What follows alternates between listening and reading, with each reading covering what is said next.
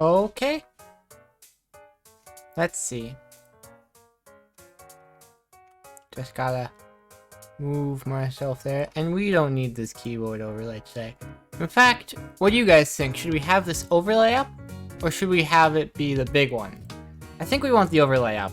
I don't have my stream avatars on the big one. We're gonna want to bring this over here. And we're also gonna want to turn the music down, probably. Overlay, you think so? Alright, no problem at all. Then, so here's what today is. I've got my animation to work on.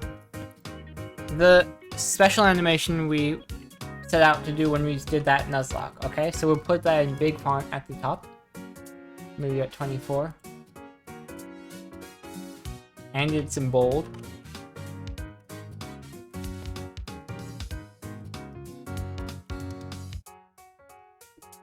It has an E at the end in my mind. So I'm gonna add that to dictionary. And we'll unbold it. Put back in 12. Today, oh, you know what? I want that underlined.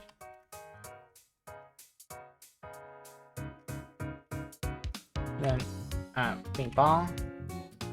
And set that back to 12. Today, we've got to... here, let's start by making a roadmap, alright?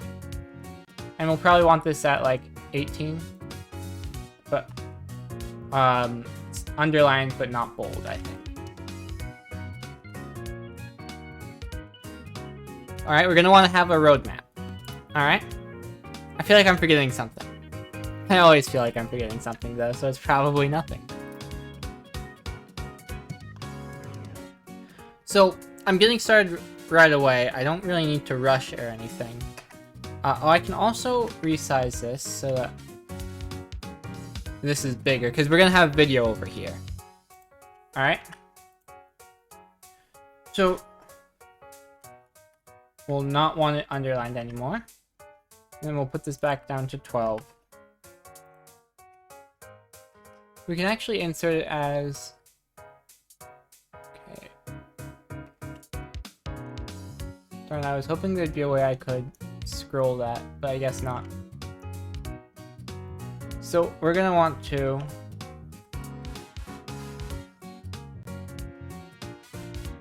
Yeah, I guess we'll just leave it like this. We're gonna make a little list of steps that we're gonna have to take. Alright? So we're going to need to... let's actually put this in a set of phases, right? Phase 1.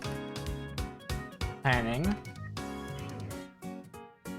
And we'll actually want that bolded because it's a header. But this is no longer bold here. So, let's see. In this phase, what we need to do is we need to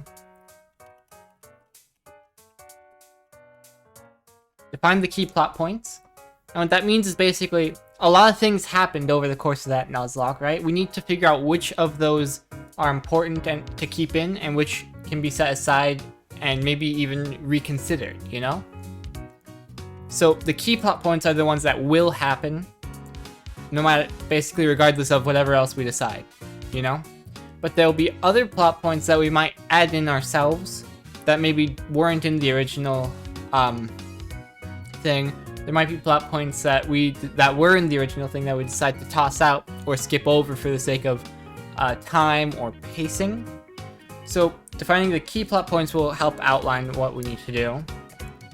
Then we need to,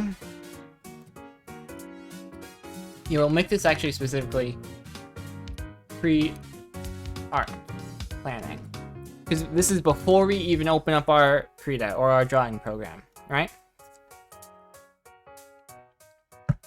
So we're going to need to define our key plot points. Then we're going to need to... I think we're going to need to make a script. Or rather... Yeah, we'll call it a script for now. It won't necessarily have dialogue. We don't know if it's going to be more of a silent film type thing or not yet. We'll put it in quotations then. Script. So we're going to have a script. And then, let's see. So I think that might be everything for that, but we might need to make that...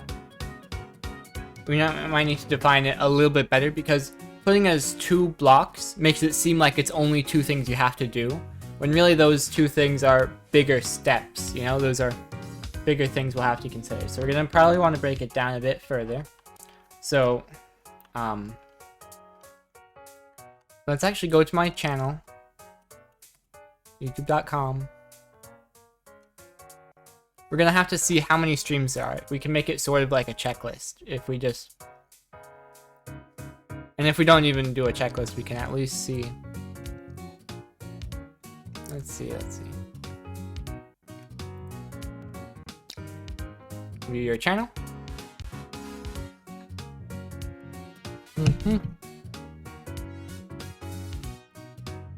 There we go. That's paused, good. We want playlists. Then... I did put that in there, right? Okay, yeah. Oh, that's good. So these are the playlists. I put all my VODs into playlists to keep them organized. What we're looking for is the Leaf Green Nuzlocke, and it looks like there's 11 videos. That makes things easy. There's only 11 streams. Okay, so...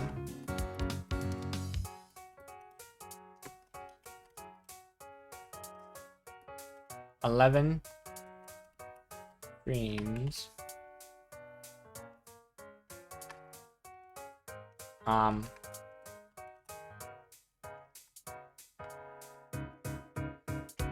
Here.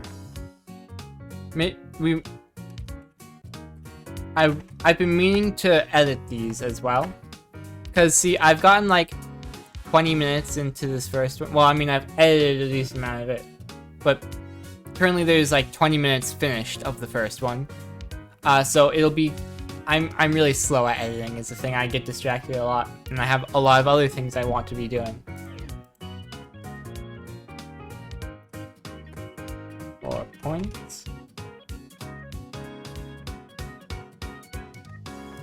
Oops. I don't know why it insists on doing it like that. Hang on. Let's make this...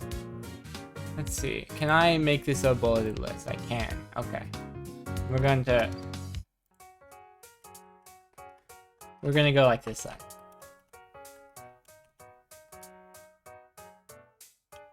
Oh, I'm so silly. I forgot to take it out of resize mode. Though I do want to put it back like this, so. Alright. Maybe we don't even call them plot points yet. Maybe we say proto-plot points.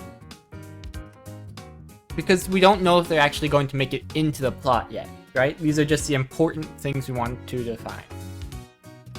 And so, actually, we'll put blarg. We'll go like this.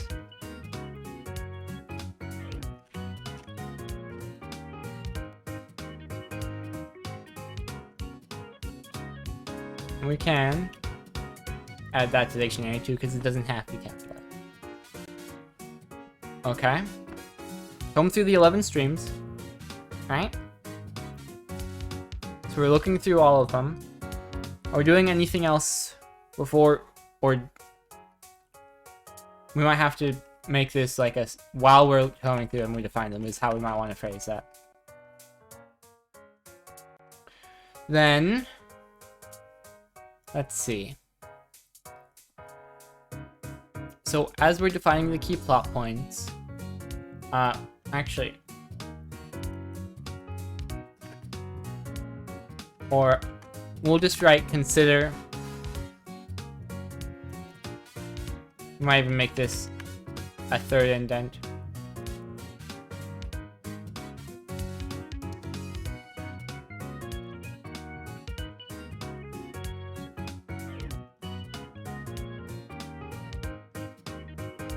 Alright, then we're going to want to start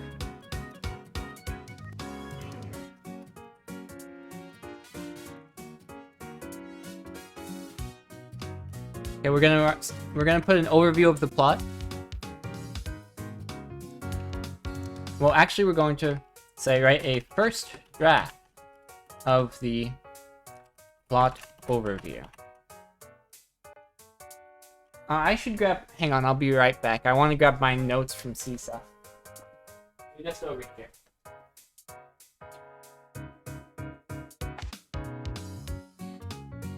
Alright, because I wrote quite a bit over that summer. And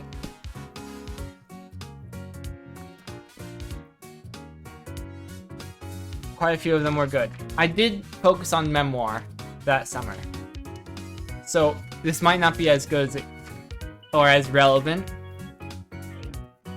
But I'm hoping, because they took us through different sections on different courses. Not sections on courses, it might not be the right way of phrasing it. But basically, I have notes from other genres as well. Specifically, I'm looking for my notes on the fiction class. Because obviously we're making a fiction here. We're crafting a fiction loosely based on the events of this Nuzlocke. But we're gonna go as close to it as we can, you know?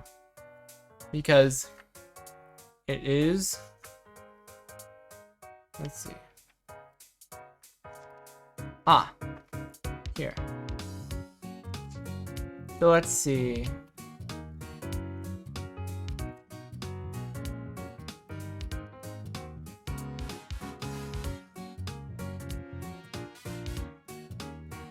Basically, one of the exercises we did, was we wrote a tagline in so many words, right? To describe the, here we'll actually make this,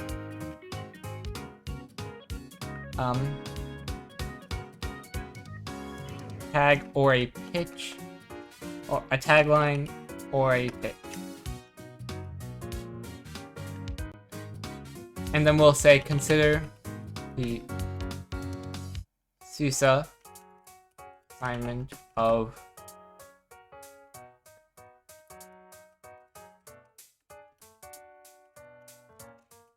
So I'm phrasing it like this: the CISA assignment of word cutting or word counting and word cutting, because the oh, hi, thank you very much, Grace, from Heck Monthly too. Very, very thank you, Grace. So, what I'm doing right now is up here. Actually, before this step, we actually have, whoops.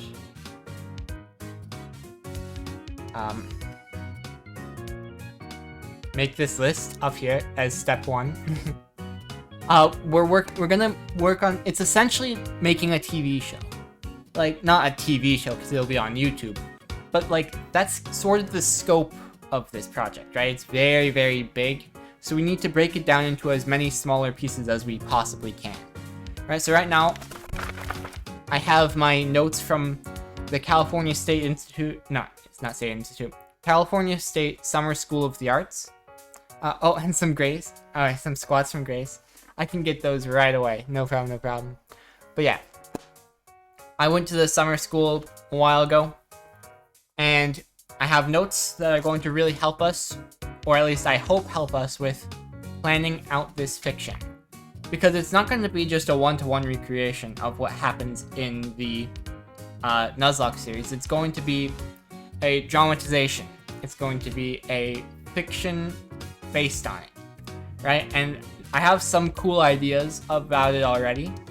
So I really want to take things careful, take things, you know, do things as well as I can so that it turns out good. Then we're gonna bring it over here really quickly though, in order to do those, how many is that? 25 squats, okay, that's not too bad. Full body.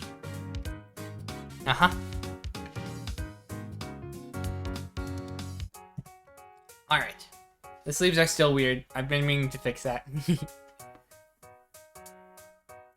And we'll set this chair aside. Okay. 1, 2, 3, 4. Oh my, these sleeves are more messed up than I expected, huh? I thought for sure I could do at least something about them, right? Guess not. Wowee. It really is messed up, huh? 5, 6, 7, 8, 9, 10, 11, 12, 13, 14, 15, 16, 17, 18. Oh my, that's even worse than I thought. Yeah, my. 19, 20, 21, 22, 23, 24, and 25. Alright, there we go. I gotta fix these sleeves. They should not be like that at all.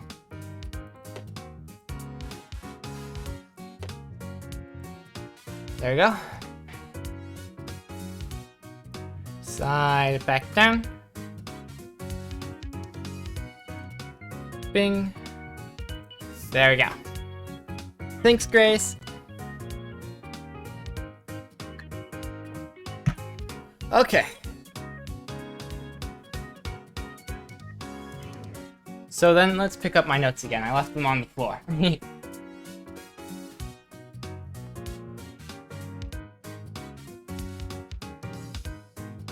Let's see.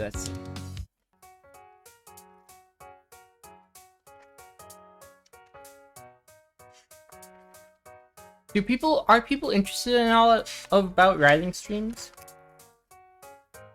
I know the Tail Foundry does. Oh, this is a fun little sketch about a dream I had, actually. Let's see. That's from Memoir, so it'd be after this, I think. You guys can't see this right now, which is unfortunate. I have to really hope I can read my own cursor here.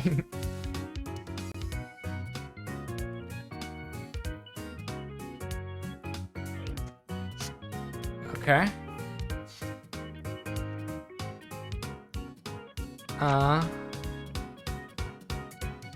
So that's short story.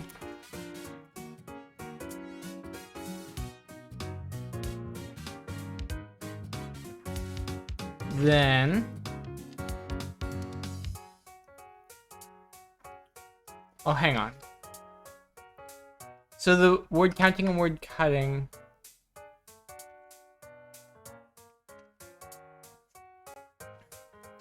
It looks like it was meant to be applied. Oh, gotcha. So the word cutting is meant to be applied to like the whole short story. Basically, you take the entire thing and you try and summarize it in half the length, then summarize it in half the length, and over until it's like a sentence, right? And then that sentence would be your pitch. And I might need to do that in case I decide I have to have other people helping me with it. But I don't think that's something I can do because most people prefer to be paid for this sort of labor.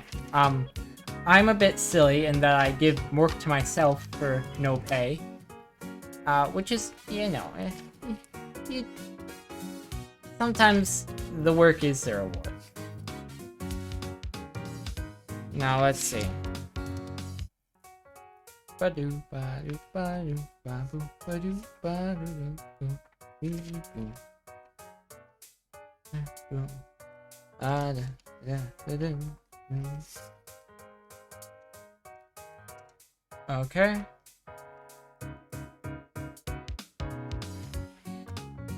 Then okay, so it might be helpful when we're doing this. I don't know why I needed a period there. That makes it seem too serious. We're taking it out. We're gonna consider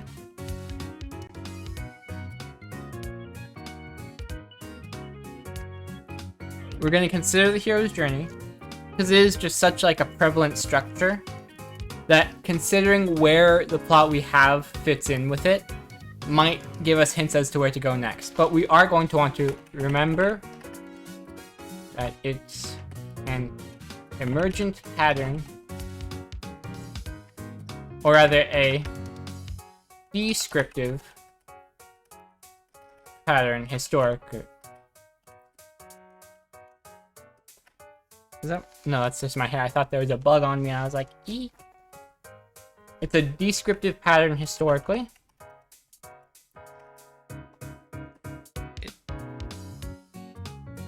Not a prescriptive one. And what that basically means, for those who aren't quite sure what prescriptive means, because it's a lot less common than descriptive. Prescriptive basically means that when you're descriptive, you're describing something. Basically, you're looking at it and you're saying what it is, what it looks like, how it functions. Prescriptive is basically saying you have a definition of something and you're making it fit that. So with the hero's journey, a lot of writers are tempted to say, alright, I have to make my story follow all of these steps, when really that's not what the original the writer who coined the writer's journey, they weren't saying good stories must follow these notes. They said, hey, a lot of good stories tend to follow these notes, you know? So we want to remember that when we're writing ours, is that it's not going to fit the hero's journey so neatly. You really have to, you know, stretch yourself beyond thinking in such one-to-one. What's the term for that? Bijective, I think?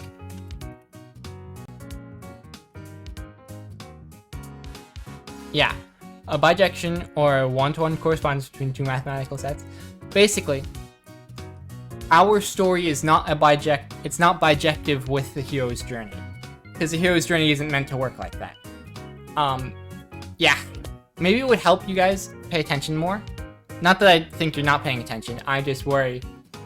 It might help if I got out, I did the old pirate software strategy and got out, here, I'm curious actually. No, I think Krita works anyway. We're gonna open up Krita. And we're gonna make it really easy. We're gonna shrink it down, give ourselves a little canvas. Alright. Gotta find a place to put my papers. And we're going to say hide that one. Okay, we'll just clear it. New, and we want actually this to go like this, because I can do whatever I want really with how the windows are sized and shaped. So I can kind of put this like that, right around here. Then I can move it around however I'd like. And then for this, we might as well do like 1000 by 1000. Alright, and then I can settings, dockers. We're gonna wanna turn off the animation timeline, and we might even want to move those, but we're not gonna be so drastic just yet. We're just gonna shrink them, please. Alright, well, apparently they say no. That is fine. I'll kick myself later for turning all these off, but it's gonna be really nice for now. Whoops. Oh, I'm so silly. I can just turn them off in groups rather than... Okay. So I'm gonna want to turn two options back on, and I'm gonna want to put everything back. I can turn off this now, the resize. Oh great, I'm getting Discord pings now. Where's my phone? I don't want to be paying attention to all that just now, but sometimes you got no choice, because I don't want to be missing things. What other dockers did I turn off? I know I turned off the animation timeline, but I can put that back later anyway. we'll just turn off show dockers. All right. Don't know what that's about. Oh, that's the edge of the photo. All right. Then we're gonna want our thing to be at size like 10.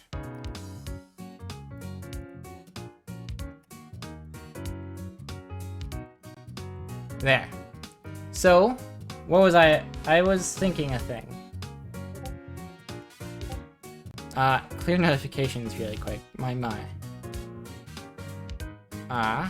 Looks like there's a weather alert, which is not fun. But anyways, the hero's journey, which is, you know, it usually has the little stick figure.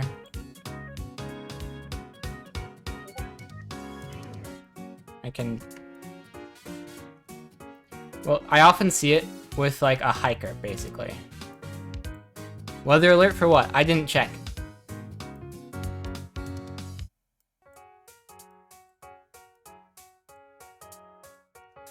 So the hero's journey, it's this 12-step cycle, right? I forgot where I was going with this, but now we have this up, which is nice. You know, we can erase as we want.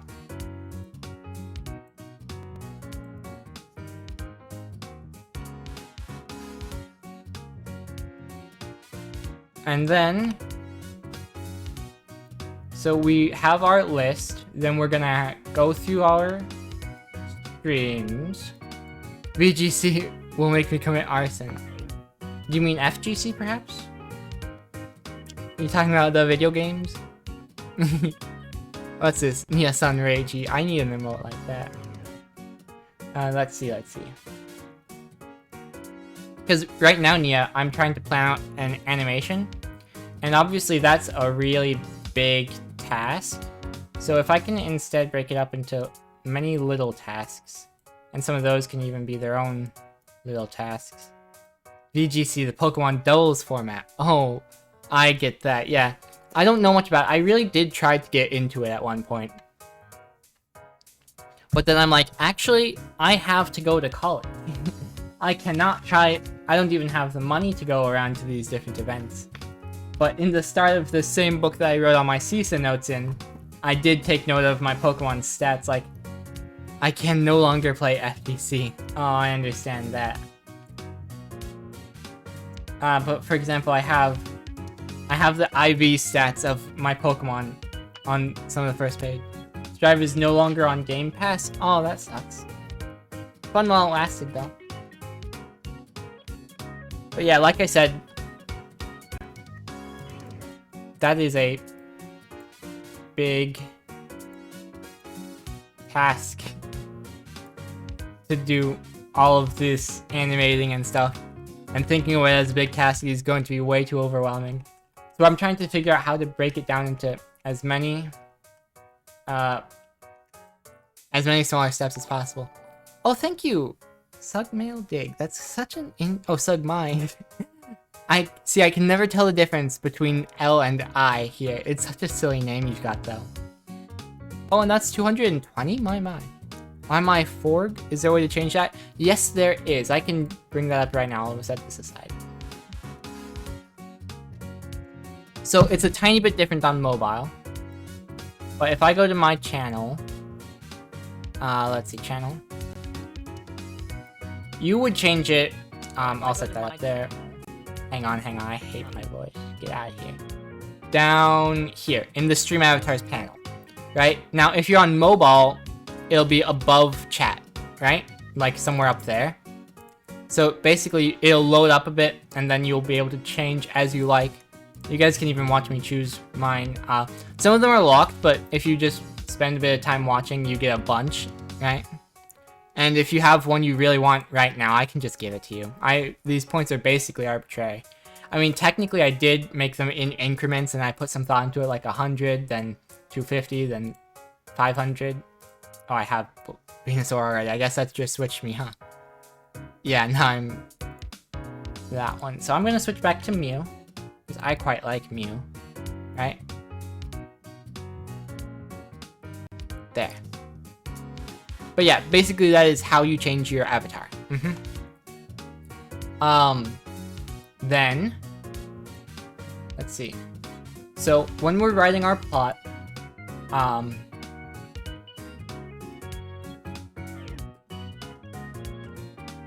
gonna want to try and keep it vaguely, stream as chapter oriented. Basically, vaguely stream as chapter oriented. So that basically means that one stream would be roughly one chapter. I'm really just repeating myself with that. But basically, a book is broken up into a bunch of chapters because you have each chapter should, at least in my opinion, and from what I've seen in other books, each chapter should, there you go. Yeah, what are you now? It looks like you're a frog still, but it might take a second. I did change. All right, then it'll just take a second to update because it has to go from your thing to Twitch, to Stream Avatars, to my computer, right? So it takes just a second for it to update. We can wait for it a sec.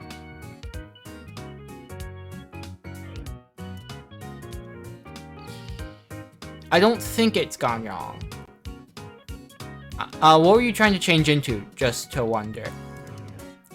Because there's a chance that it just simply didn't work.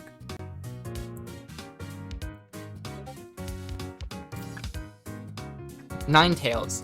Did you buy the avatar? Let's see. Avatar, we'll just go Ninetales. There we go. Now it should... You did buy it? Alright, then it should change any moment now, really. And by any moment now, I mean I'm gonna make it change. For the sake of brevity. Now you're Ninetales. But what I was saying... What's the color? Color... There isn't any options. Basically, some avatars will have alternate colors that you can set, but not all of them do, so the colors is just an empty menu. A chapter in a book... So, you guys have probably seen... No Shiny? That'd be a fun idea, wouldn't it? I didn't make the Pokemon, so I didn't set the colors or anything like that. A chapter... So, here. Let's say we have our story. We'll write it in cursive because it's easier with a mouse to do cursive than try and draw individual letters. So a story will have its own... Woo. And you guys have all seen a chart like this before where you have like the climax. And then you'll have like here. I'm sure there's actually just a text tools in here somewhere, but I can't be bothered to find it. So I'm actually just gonna take my drawing tablet out. So, where is it? Oh, is it even connected? Okay, then we're gonna map it over here. So we're gonna say climax,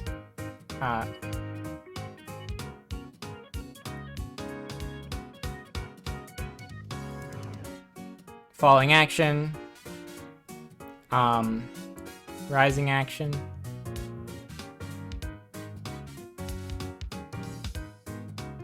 I don't really need to go over all of these, but basically you get the point, right?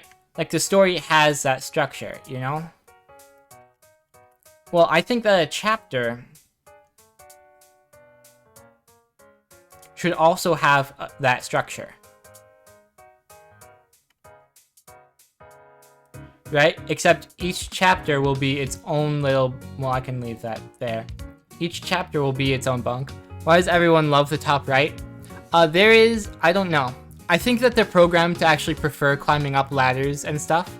And it just happens that it's a very long ladder, so people will take some time getting up there before others fall down. But it's my personal opinion that a chapter should have the same overall structure as a story. Not like one-to-one parallels or anything. But basically that a chapter should have, you know, progression to it. It shouldn't be never should there be nothing that happens, right? So what ends up happening over the course of the story is that you have a lot of little bumps and stuff that make it way more detailed than if you're thinking of it just as one big thing. So that's why I say vaguely stream as chapter oriented. Because what that means is, and I can clarify it here. I didn't need to erase that actually. What this means to me is that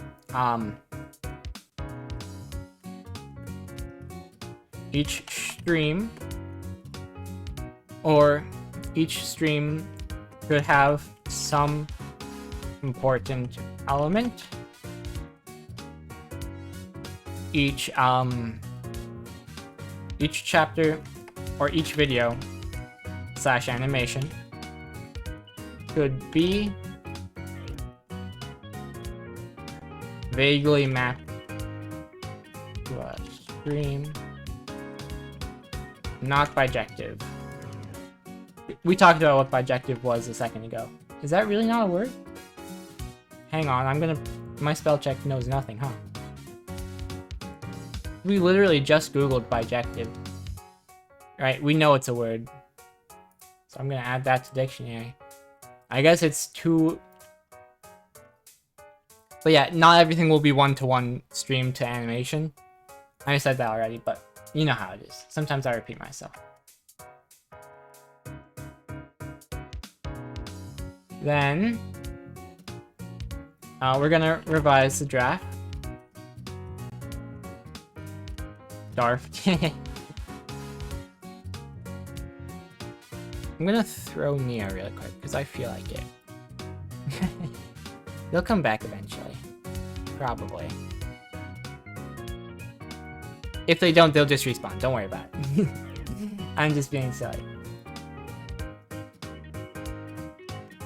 We're gonna revise the draft.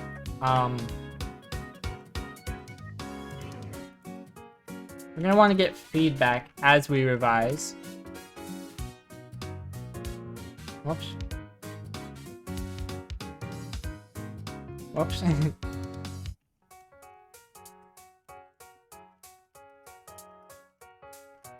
Hey. There we go.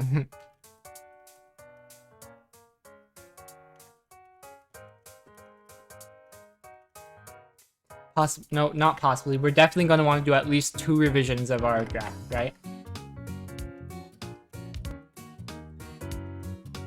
At least 2 revisions. And then... What other things do I want to keep in mind as I'm revising? Let's see.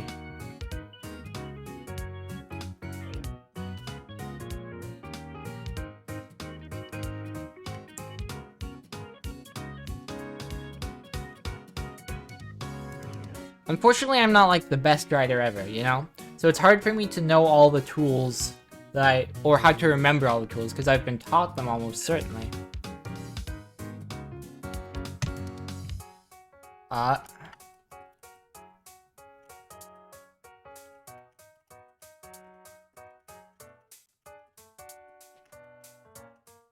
Try to experiment with summarizing each section. So basically, it goes back to what I was saying with the chapter structure, right? Because if in the overall story, you can write yourself a summary, then in each chapter, you can write yourself a summary, you know?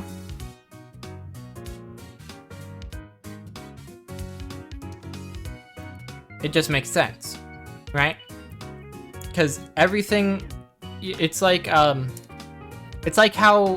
I don't know where I'm going with this actually. But basically, everything that applies to what's good for the goose is good for the gander. That's how that works. And gander is a word, right? That's the word for a group of geese, a male goose. Darn. Hang on, I need to Google what. So it is. Okay, so it's just saying. What if I place dynamite, throw a Molotov inside of a room of the people who run Trick Room, just to so randomly have dynamite there? Well, normally explosions happen pretty quickly, so I think inside a Trick Room it just would be really slow, you know? It might, like, the fireball would expand really slowly, everyone would have time to escape, even the slowest Pokemon. So I don't think it'd really help you.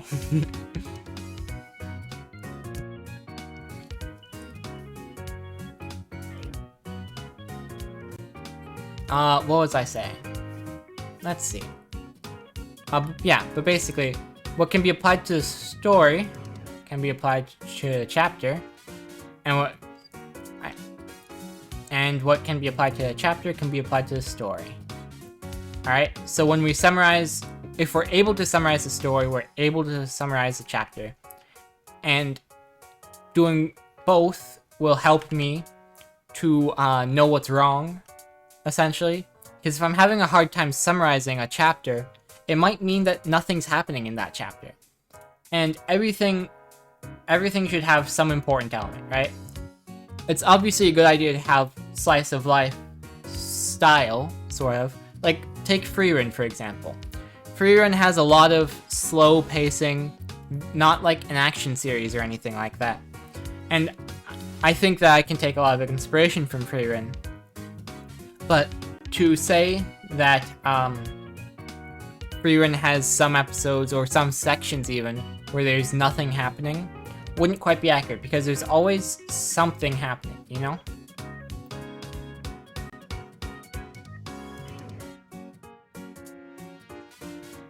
Always something happening.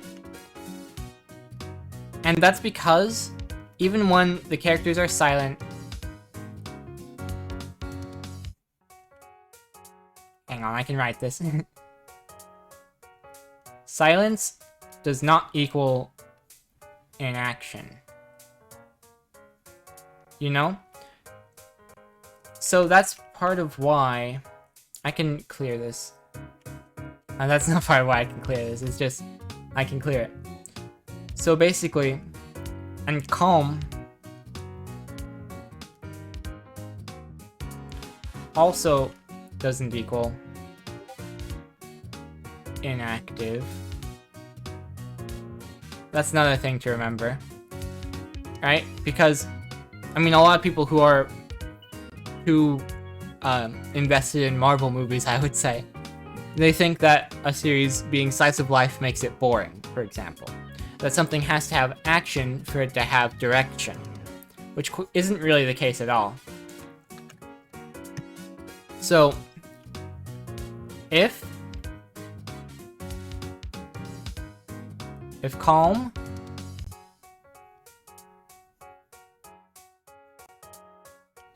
feels boring, and we'll make this a if with colon.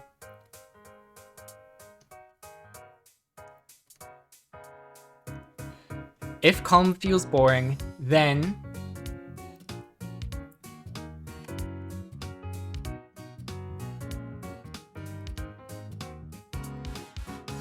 examine direction.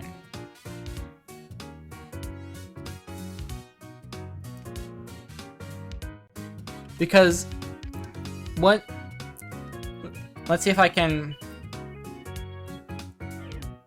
I think that this is like a really big principle in a lot of slice of life story writing.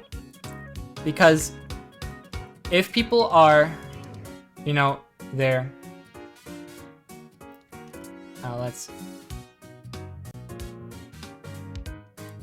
Let's say people are sitting at a campfire, right?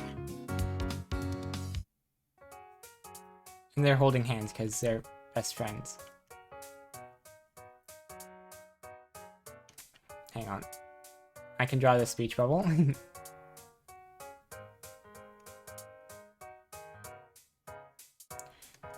So, people are talking at a campfire, right? If they're just talking,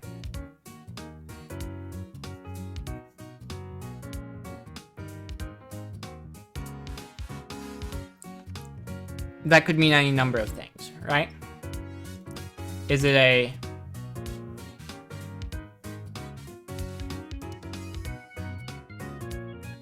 Is it a ghost story? Is it exposition?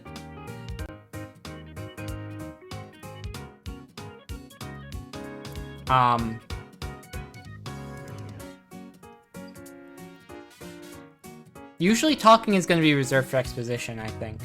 Because if your characters are saying something, then the audience wouldn't already know what they're saying. Typically. It's not like a hard rule or anything. But a lot of times, characters are there to give information to the readers. Or I guess in this case, viewers. People are talking because they have important things in their heads that the viewers need to know. So exposition is a big one for dialogue. So there's ghost stories, there's exposition, there's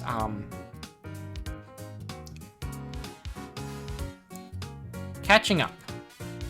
Now this one's interesting.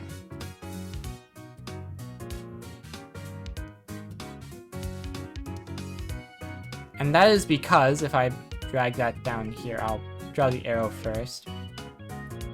Catching up sounds boring, right?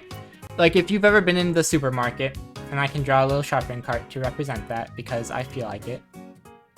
I'm really in the...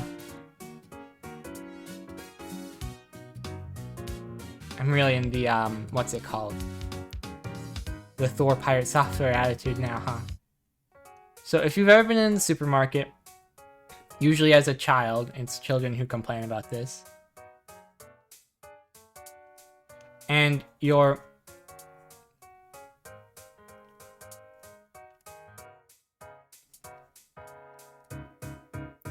here we'll go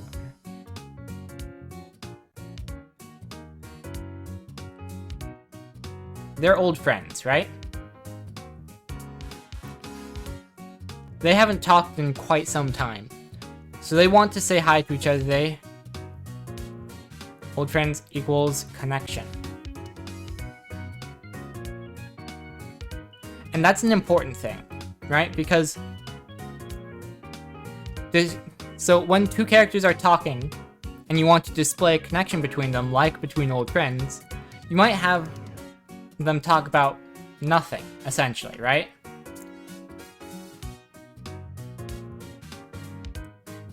Well, maybe not equals, it's more like approximately equals.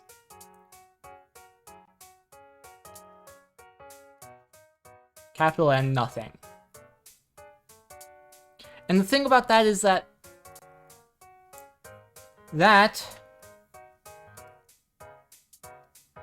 hearing that, we'll draw the other way on the arrow. Nothing makes you, the child listening to your parents, have a conversation with an old friend in the supermarket. That makes you, the child, bored. And that's because it doesn't seem to have a direction to you. Because you don't know. Because look how many, like, this is a game of telephone, right? Between these two, person A, B, C, C is you. Then A misses B, for example. That's important, right? It is an important thing for many stories to communicate an emotion. Emotion isn't nothing, right? But A can't say they miss B, right?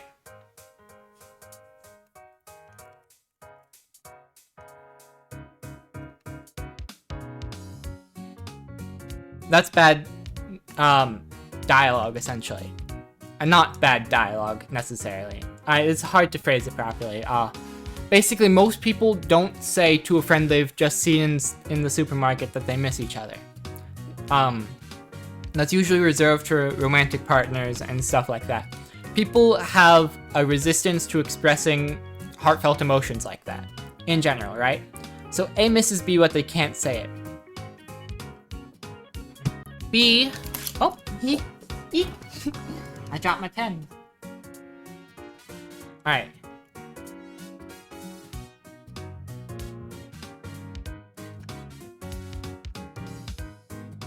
B How does B feel about A here? I mean, they're old friends. They miss each other too, we'll say.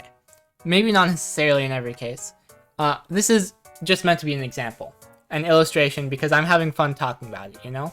I like pretending I like pretending to be smart about these things, even though, like I said, I'm not, like, the most experienced writer. And then we'll put the, so yeah. A misses B, and B misses A, but they aren't allowed to say it, by societal convention, right? And that goes for any number of things. If you're angry, you're probably not going to say to someone, "Leave me alone, I'm angry." Even though that would be great communication, when you're angry, you're not necessarily thinking about that. You're saying, "I'm frustrated at best," right? You're not going to say to someone, "I'm angry and I don't want to talk to you." But these two are missing each other, and they can't say it. So what do they say is, whatever they say is, we'll draw the arrow.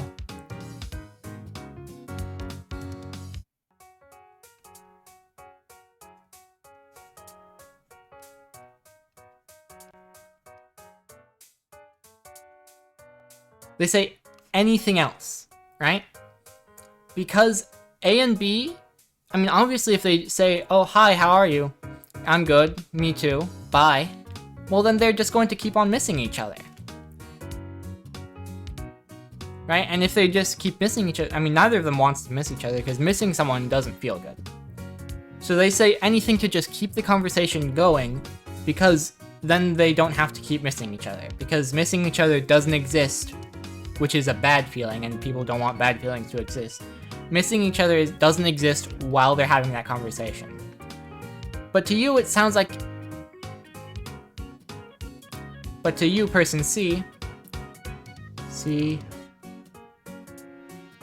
here's a boring conversation.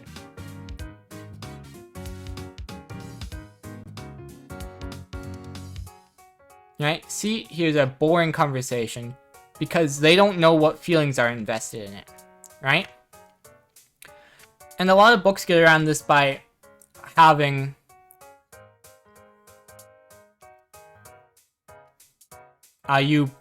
what's called like third person limited, third person omniscient, but essentially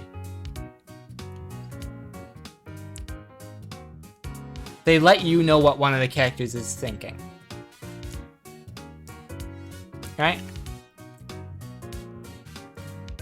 And by letting you know what one of the characters is thinking, they essentially say, here we can just expand the canvas actually.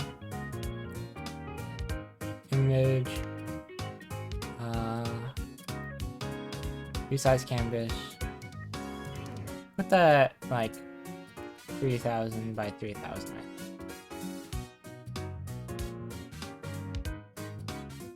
And we'll put that in the top left. There we go, much more space. And then we'll put that thought bubble back just so we don't feel bad about removing it. Alright.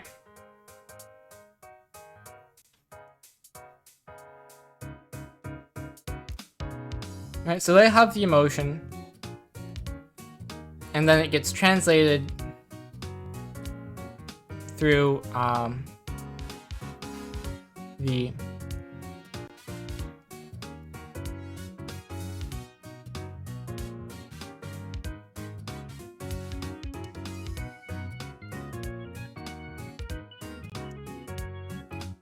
can't speak feelings machine. So yeah, the emotion goes through the can't speak feelings machine, and then it comes out as I mean, the can't speak feelings machine is tuned differently for every character, right?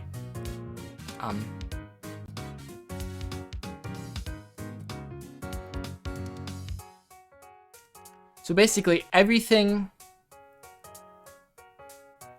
they say, which is anything, is something that's coming out of their can't speak feelings machine, right? And C is only hearing this part. They're not seeing this part. But these two have the understanding that there is that translation happening. They don't know what this emotion is, but they just... Here, I'll write it down officially and stuff. B and A. And in fact, this little symbol here, it's not technically the ampersand. I don't think it would be called. You know what's so funny? When I first got Krita, or first installed it really, I changed my redo button. I've changed it to Control Y, because that's just where I'm used to the redo button being from other programs. But now I've been working in Blender a lot, and you know what Blender has for redo? It has Control-Shift-Z. And what do you know, that's the default in Krita. And I changed it off that because I was used to, like, programming, basically.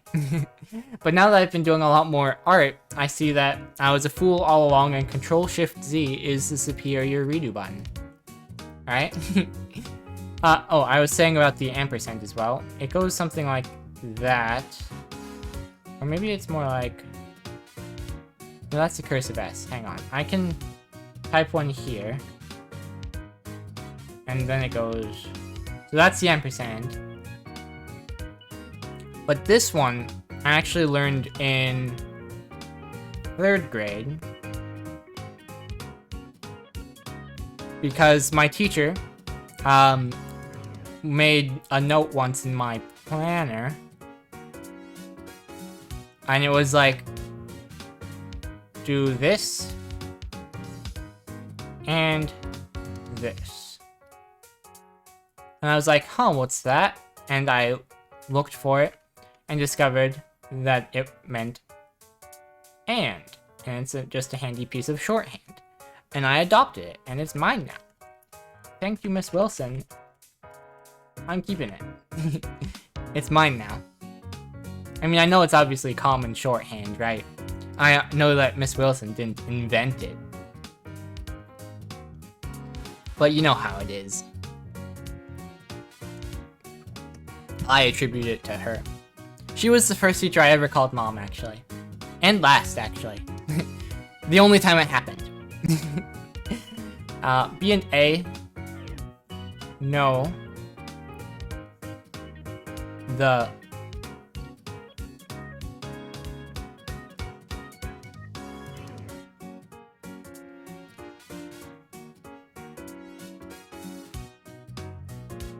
So B and A both know the machine is there.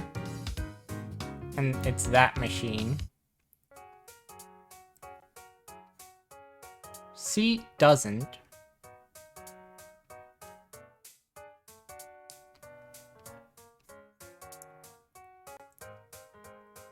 So B and A both know the machine is there.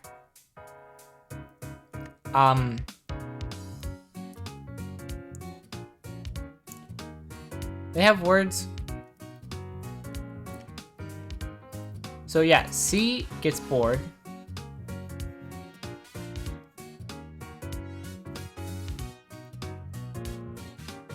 Yeah, that's basically what the point of all that was. That C is bored because they don't know what the machine is doing.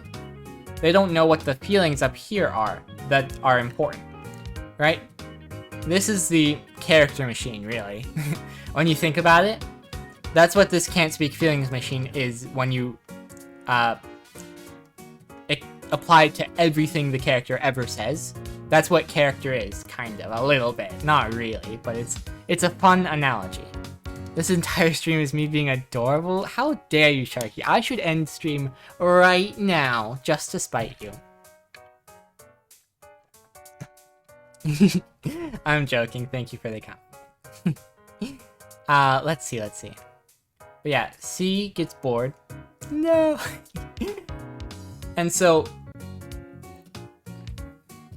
yeah, to summarize, because I handily drew myself arrows to figure out where I was going, I completely lost the plot there. But yeah, if two characters are talking in a different situation, then we'll go up here. If the machine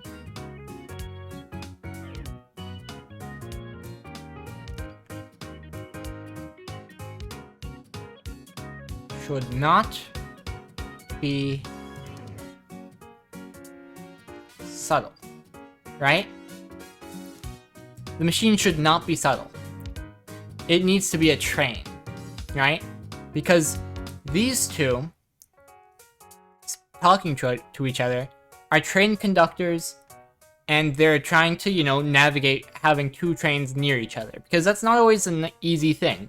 Because tracks, I mean, what if rocks get thrown at each other, right?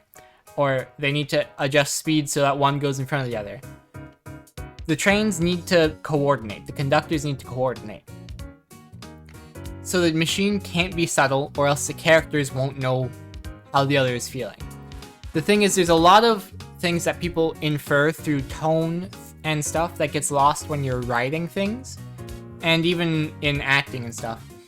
But there's always something lost in interpretation. So that's why you have to make the machine noisy, right? So instead of saying, should not be subtle, but can't be overt.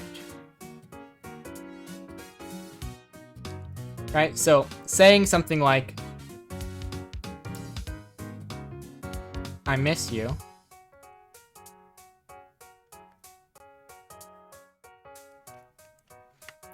is too overt. At least usually. Obviously, there's always exceptions to everything ever. If somebody tells you that something, when it comes to creative activities, is a rule, what they're really saying, here, I can even draw this out. A rule is not a rule. Right? If you're in, like, 5th grade, you'll have to write a 5-paragraph essay, right? Most of us do. And even the first thing in my 1A class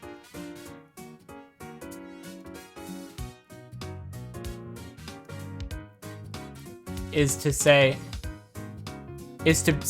like, literally, it's been 3 weeks, and in my English 1A class, we've already gone over that the 5-paragraph essay is not the essay. Right? So there's a lot of different kinds of essay you can write. And I knew this already because obviously I went to CISA and I've been practicing as a writer for a very long time.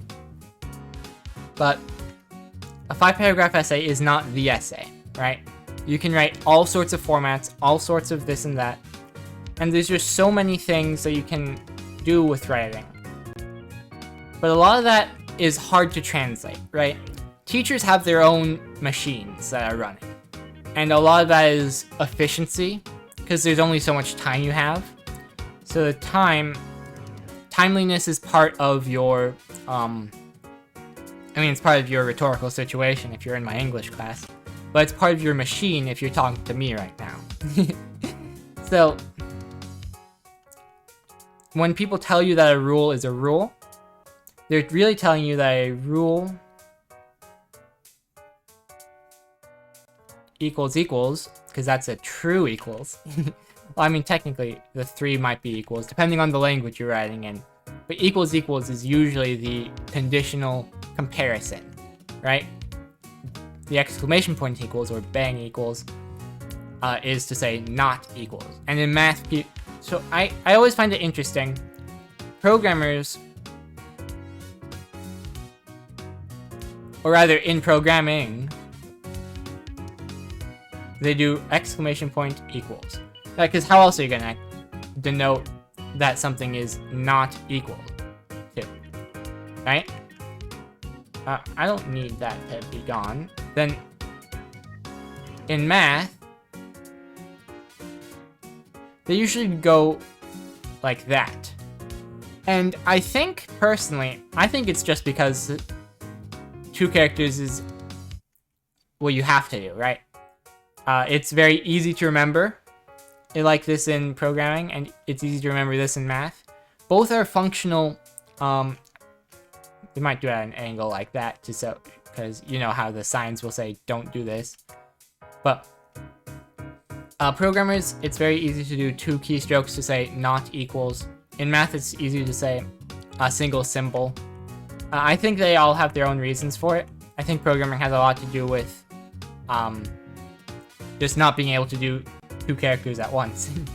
Or a modification of the equal. Like, if you think about everything on the keyboard is pretty dense already.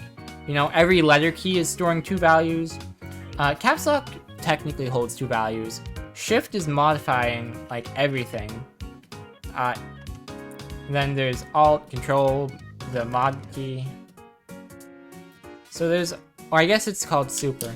Something, I forget what it's called technically. But basically,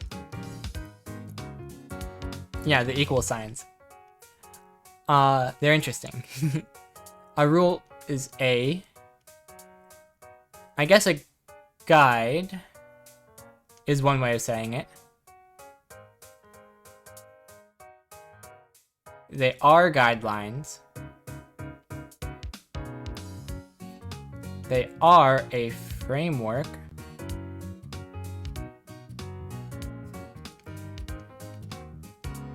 They are a structure.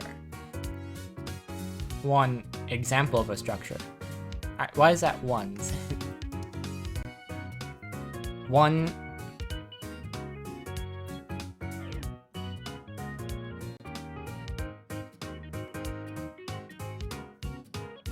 They are one example of structure. Right? That's basically what a teacher is telling you every single time. They say an essay has to have this, an essay has to have that. Even, like, literally everything when it comes to creativity is like this, right? And there will be some things, I mean, some rules, for example, well, part of it comes down to, especially with writing and creative writing, essay writing and creative writing are different genres. A lot of times they're big categories of genre, but they're still, like, very different. Fiction versus nonfiction, right? So, what was I about to say? I lost myself. I've completely forgotten. I don't need to refill my water yet. I'm noticing we're past an hour, and if I run an ad now, then we basically get another hour of ad-free, right? Which we need. We need to be as ad-free as possible. But I'm gonna try and just drink more water and then go soon. Basically, 3 minutes of ads once an hour, and I can draw this out.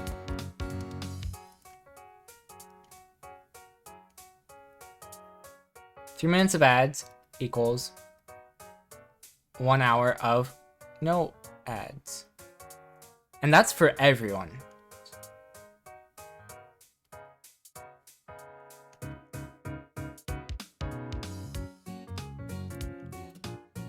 So, or I guess it's technically 57 minutes, because you have to take the time to run the ad. Oh, but no, they actually do cancel it out. They actually do like 63 minutes of ads starting when you run the ad. So it's 60 minutes after you finish the 3 minutes. And that includes pre-roll.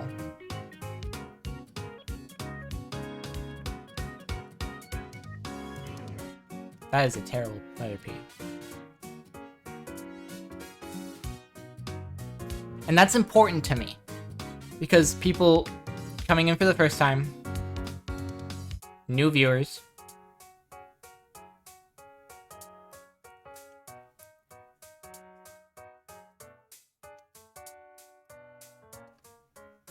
because unless they happen to come by in the 3 minutes that I'm doing the ad, then they get to see what I'm all about for a long time without any ads, and that's a good thing. Because obviously you want new people to know what you're about. Longer time viewers might be a little more willing to sit through ads, but new viewers, like I'm like this too, everybody's like this, nobody wants to sit through ads. So if you just do a couple ads that are tolerable to the people already watching you, and 3 minutes isn't nothing, I'm aware. Imagine 3 minutes of unskippable ads on YouTube. That'd be terrible. But because streams are, you know, a buckle up, we're in for the long ride anyway, they're a little more tolerable. At least I hope so. Right? I can do shorter ad breaks, but they'd have to be more frequent because, like, you know, it scales like that. Twitch, it does that way. And I could also just turn off ads completely. But I'd still have pre-roll ads, right? I could never run a 3-minute ad, but you guys would be coming into stream with ads pretty much every time. So it's all this balancing act I have to do, and it's tricky. But yeah, back to writing. Creative writing, you can do what you want, right? Whatever makes you happiest. It's not about, so,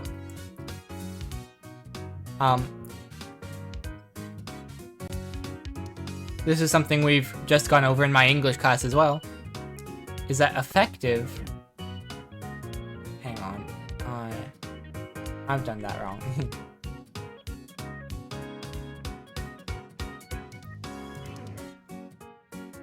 Effectiveness is greater than any rule, right? If something is effective in a rhetorical situation, it beats any possible rule, right? It's like if you've played Yu-Gi-Oh!, Magic the Gathering, any trading card game, right? The rules on the card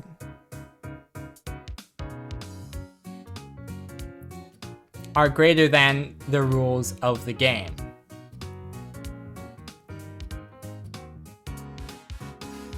Right? Because the cards are what the game's about, right? Not the book that you wrote in, right? So if you're ever wondering, this person did this thing that my teacher told me not to do, that's because they're using the rules on the card, right? They're telling themselves, well, they've created a situation by playing the card in which the rules don't apply, right? And now like lots of times the game rules are a good thing to rely on.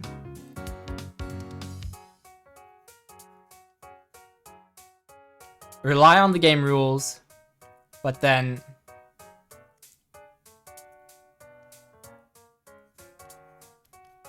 only until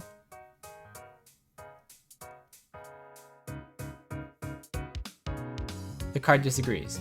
Because every time there's a conflict between the card and the game rules, the card wins. Because the game's about the cards, right? And writing is about this effectiveness, right? It's not about how you write, it's about what the writing does, right?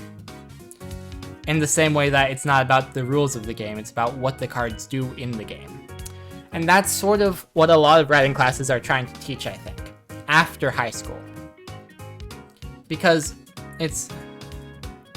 Did I miss something? I think I saw something change on my screen and I'm like, what was that? But yeah. That's why I miss you isn't always a bad thing to write.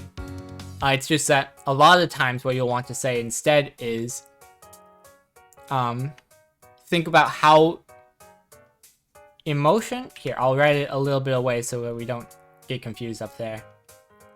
So the emotion impacts a character.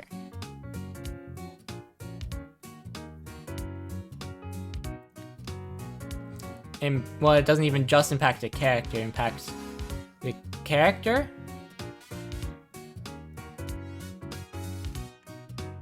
the situation,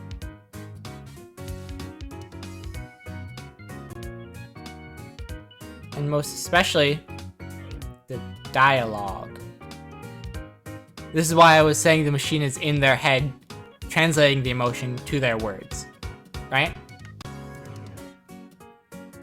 But it affects all of these things, right? Because, for example, if established something that your character maybe will never ever do, right?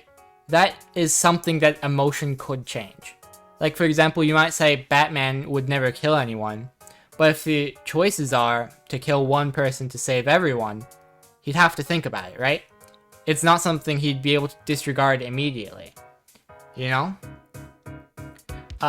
So there's always an emotion or a situation that can change any character thing. And it becomes compelling when that emotion is displayed in a way that makes the character break themselves in order to fit, right? Because obviously, like, what's the analogy I'm thinking of? There is, I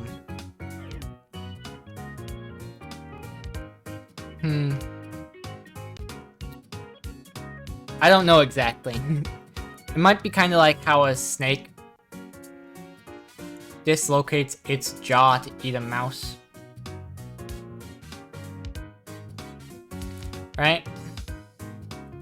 Because the snake's mouth isn't big enough, but it can adapt to the situation. It's not the best analogy, and I know there's better ones. I'm just forgetting all of them right now. That's one of the things we do in our revising, is go over that analogy and say, hey, that didn't work so well. Hey, I'm Buzz. You're so silly for that, Zapdos. We're just talking about how we want to do our animation, right? You can see it on screen. Can you see it on screen? I can't. Let me actually double check that. If you guys can't read what's on the screen, then that is whole pointless, isn't it? Let's see. I go over here to my channel and I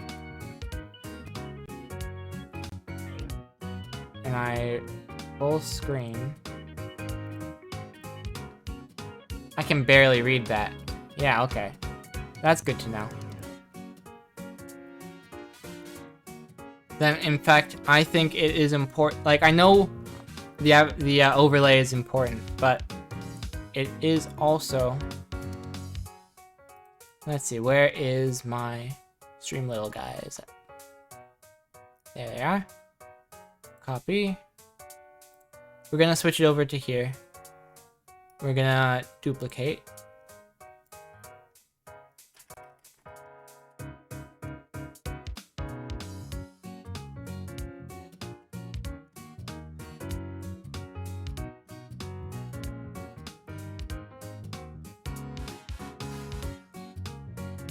There we go. There. That'll be good enough. Uh-huh. Whoops. Whoops. I didn't know that was a thing that did. Huh. Okay, we're gonna move this out of the way. Snap those to the bottom of the screen. Because believe it or not, you guys actually aren't at the bottom of the screen. Now, I've just gotta figure out where I have to click to make this... Okay, we're just gonna reset it like this. Hang on a second.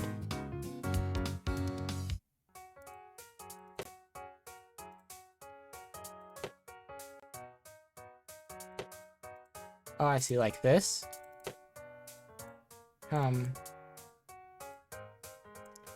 Okay, well, fine, be that way.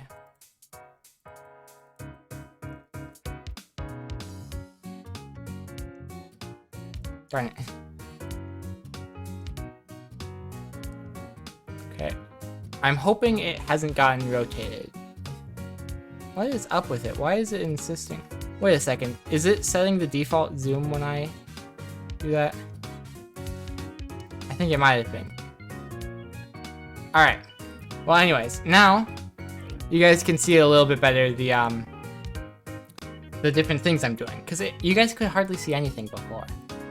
And I know the overlay is great, but it's not worth sacrificing the detail. Okay, it might not be that great. But it's nice, at least.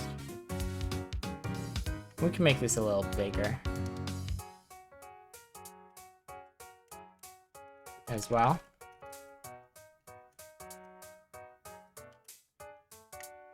But yeah. Because the emotion... where were we? What was I even yapping about? I've forgotten completely. we're gonna get back to the planning, because that's the important part. And I don't know how much of any of this is important at all. Y'all got me distracted. We'll just leave this zoomed out for now.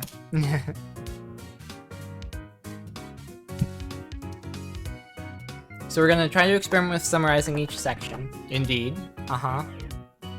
Then, can I zoom in on this perhaps? No? Oh well.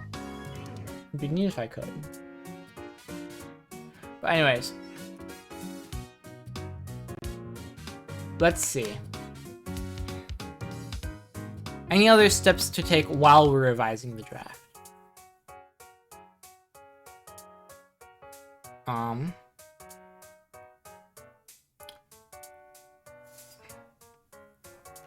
I don't know.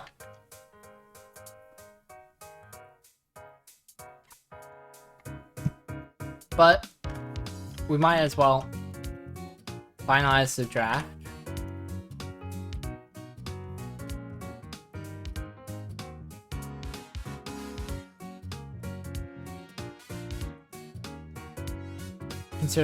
Considering what's needed and what's extra. And then up here, we're also going to want to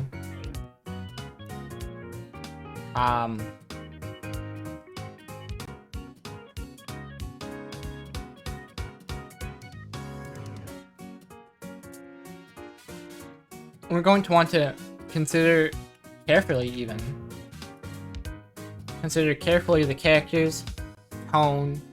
I don't even have chat on this one. Hang on just 1 second. Let's see. It's up here. I just got to... I believe I actually put chat. I did. I'm so glad. I'm so smart. Copy that. Put this here. Paste. Now we've got chat. Bada bing, bada boom. I also don't want to accidentally get misgendered. So, let's see. Where is... like this? Yeah, so we'll copy this one. And then we'll go here. And we will paste that. There we are. It's a little tricky to see the way they are, so I'm actually just gonna accept that I'm gonna die. Yeah, there. We're getting distracted again. That's what's happening right now. Let's see. Consider carefully characters, tone.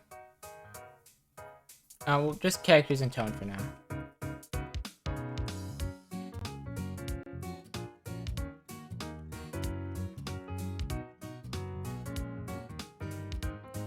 And then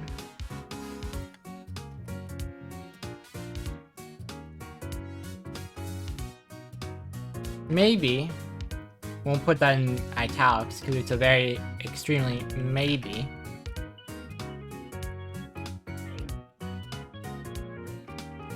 Maybe, just maybe, we draw ourselves some assistive sketches for scenes.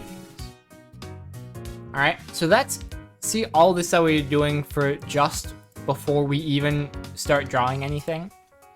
That's why I'm doing this writing today, is making this map, because all of this is important steps to take, and some of these things aren't really steps, like consider. Those are just things to keep in mind while I'm doing the actual steps. So it's not as though this is a checklist. This is like the things we need to do and keep in mind, right? That's why it's part of the roadmap, is because we're considering them as we go down the road, you know? But then we can go to phase 2. Phase 2 is it storyboarding? Let's see. Hang on, I'll be right. Actually, this is a perfect opportunity to refill my water and, yeah, and use the bathroom. I have another book downstairs I want to grab. It might have some helpful tips. So I'll be right back.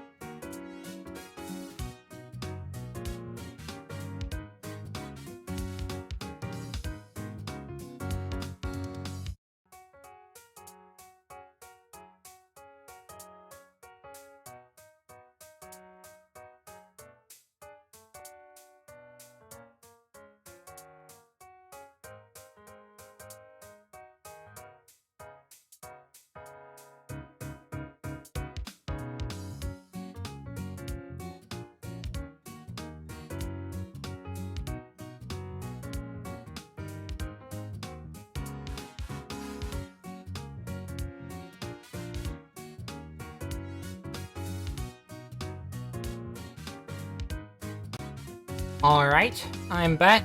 And it looks like the ads are over in just a couple seconds. I'll leave it on this screen so people don't feel like they've missed anything. There it is. Then we'll go here. Alright. So, you all might be wondering what book I was talking about. You know, I really wish I had a bigger desk.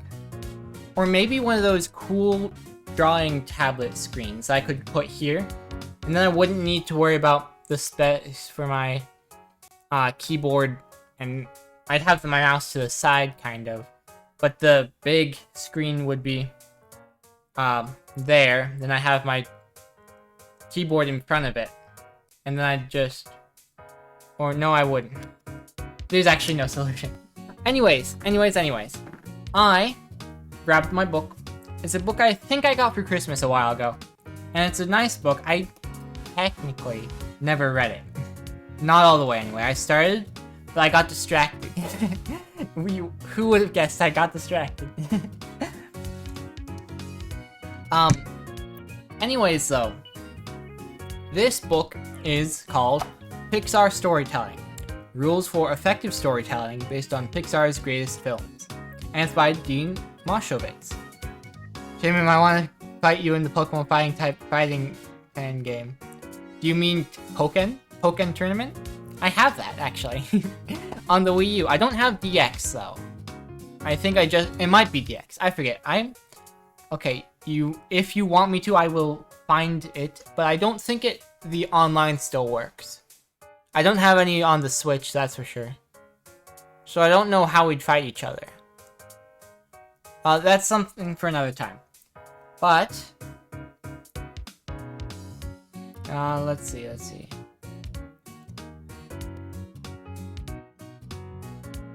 But yeah, I'll read the summary on the back of the book. Ever wondered what makes Pixar's movies so great? Pixar Storytelling explores effective storytelling rules based on Pixar's greatest films. Each chapter of this book explores an aspect of storytelling that Pixar excels at. Learn what Pixar's core story ideas all have in common, how the studio creates compelling, moving conflict, and what makes their films' resolutions so emotionally satisfying. This book also examines Pixar's intricate story structure, character development techniques, and masterful use of theme, all of which are key to the studio's financial success and enduring appeal for viewers of all ages. Aspiring filmmakers of all kinds will benefit greatly from the lessons in this book, which apply equally well to live action and animation. Pixar fans and film buffs will also discover more reasons to love their favorite Pixar films. So, this book is going to be especially relevant to us, so I'm going to be reading it, especially as we work on these things, not like actively during stream or anything, but between streams. I'm going to make sure to go over it, especially like before stream and stuff, because it's a short book. It's only like 110 pages, and the font's not like super tiny or anything. It's like, you know, normal size font. So I'll be looking at this between streams, between art streams anyway, and I will be working on figuring out the bits and pieces we need to put together in order to make this a good story, because that's the main goal. More than making it a representation of my Nuzlocke, the point is to make it a good story involving Pokemon. Like, that's how big my scope is. It's a very big idea. And phase 2, I don't think, let's see. So this book doesn't actually go over animation at all. Let's see. Yeah, this doesn't go over animation at all. This is purely a writing book about the stories involved there. But if we look at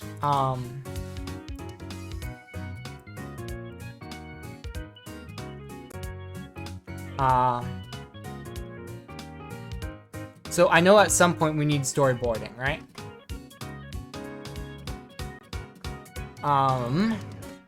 Storyboarding process, maybe. I looked at this before, apparently. Draw out frames, edit, select check, variety, layering, camera movement. Okay, that doesn't help as much. Not that particular one. How do we wanna... So, once we have the story written down, I think is then storyboarding, yeah. So we'll...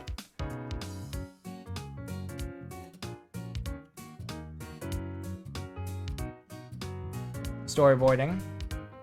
And what a storyboard is, for those who might not know, before you go right into animating, right? Animation, a lot of it relies on what's called keyframes.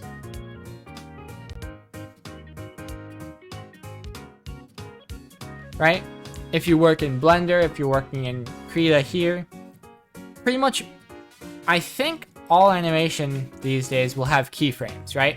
And that's frames, I mean, the computer might do stuff in between frames, Krita doesn't, Blender does. But the keyframes basically are the important ones. You know, that's why there's like key frames. Wow, who would have guessed? There is, however, before you can do any frames, you need, once you have your plan, storyboarding, right? And I'll erase that, I'll put storyboarding. You can kind of, I did that weird.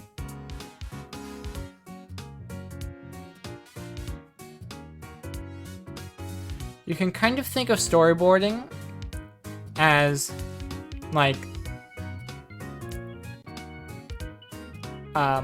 approximately equal to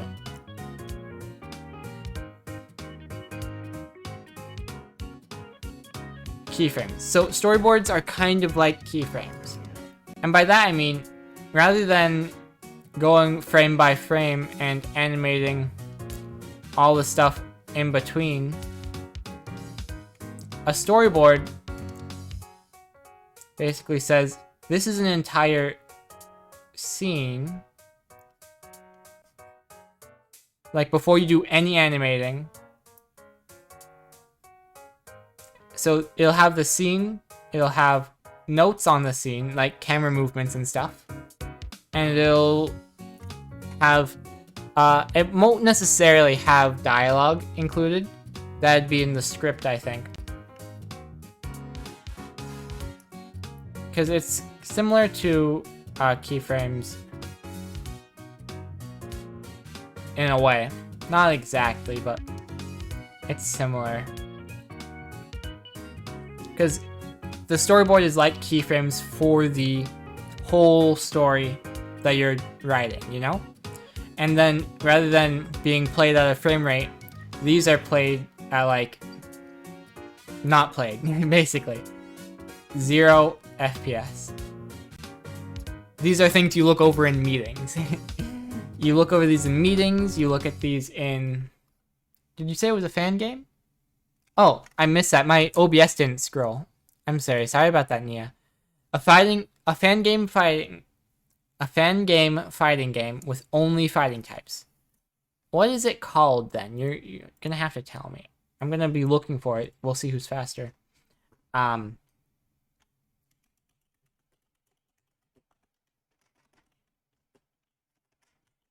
Fighting type game. Let's see what you're talking about there.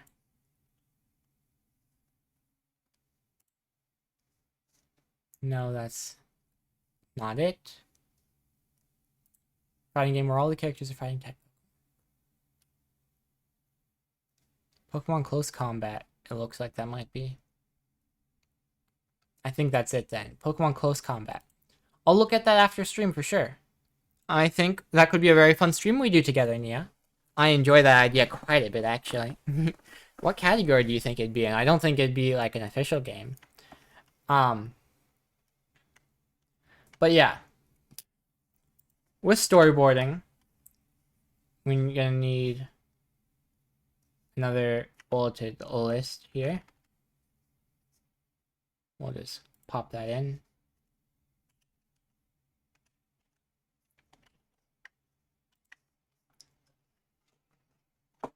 Let's see. So when storyboarding, we need to make sure, oh, that's still bold. Break story into scenes, right? Because obviously we can write out all our chapters and we can write out all our things that happen, but what really makes like a book differ from a script and a film and a movie is that things are broken into scenes rather than chapters, you know? That's not really a great overview of how it is. But that, I mean, they're just very different genres in general. But breaking a written story into scenes makes it easier to translate into a visual story, you know? I don't know what I'm talking about, really. I've never done this before. At least not on this scale, huh? In fact, the most I've done is get started with storyboarding. I've never completed a storyboard, which is another reason why this is an incredibly ambitious project from me, because I haven't done this kind of thing before. I've barely done animating before, technically speaking. I've done a lot of pieces of animating, right? I did a run cycle the other week at this point. But and I did do that cat animation. Hang on, I'm pulling it up right now because I need y'all to look at the cat animation. We're gonna go to discord.com, open Discord. Let's see. I see that it's in the at me, so I'm just gonna cover all that just in case we need it covered. Doesn't look like we did. But if we go to art, right? If I scroll down, oh, I didn't upload it to our thing? Fine, then. I will pull it out of, here, let's see. Where would it be? Where did I leave it? Image sequences, walking at.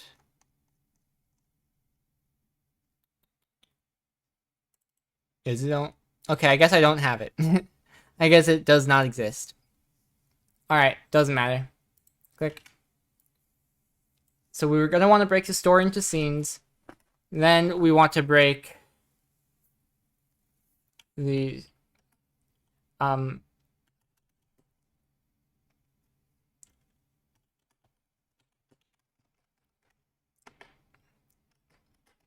it's tricky. I haven't made a good storyboard before, is the problem.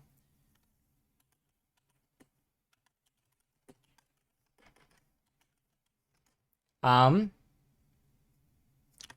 gonna say consider camera movements, because we're gonna have to animate all those by hand. So after camera movements, there would be I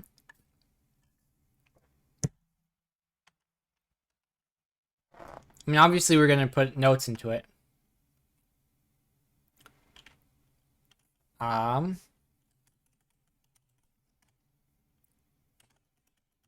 There's gonna be a lot of considering, because I think that the pre-art planning is one of the hardest parts, right? Because once we know what the story is, then we can kind of start chugging along and write it all or draw it all, right? Consider how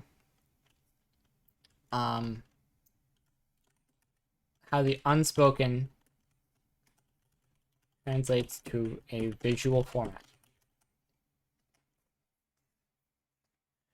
So yeah, I have quite a bit of experience writing stuff, but hang on a second. Are you guys going behind the chat there? I don't know if I like that. I want this to go like that. There. Now you guys are on top. So yeah, I don't have as much experience with storyboarding. So we're just gonna Google how to storyboard and we're gonna see what we find. Is WikiHow. That's good. So story work, we know what it's going to be for that. Decide how detailed to get. Read description. Okay. Summaries will come in handy there. No problem at all. Then design. We don't need to worry about that too much. I already have. So we'll have thumbnails, which will be basically a very simple version of the scene. Just a single shot of it. That's easy enough to do. We'll say make notes on scenes. Just so we don't forget to do that. As though I'd forget to make notes on something. Fine tuning. Thinking 3-point perspective, I don't know about. Yeah, so there's a reason between cuts. We'll put that under camera movements.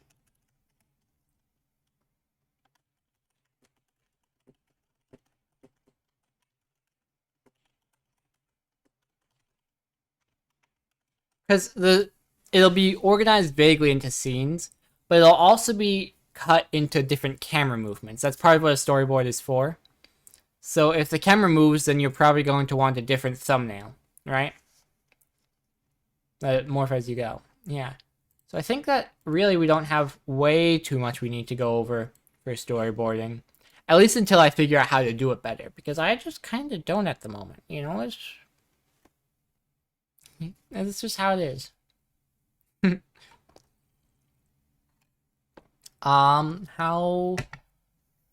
Let's see.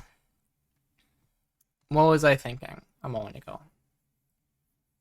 Well, we can add more to the storyboarding section in a bit. But for now, we can go to because you guys kind of, like, the more we did in the first part, the less there is to do in the next parts. That's why we're doing the pre-art planning first, right? Because there's so much less I can think of that needs to be done during storyboarding, because a lot of it's being done before we even start drawing. And I think that's a good thing, because that means that the hard part becomes easier, right? And the hard part is phase 3.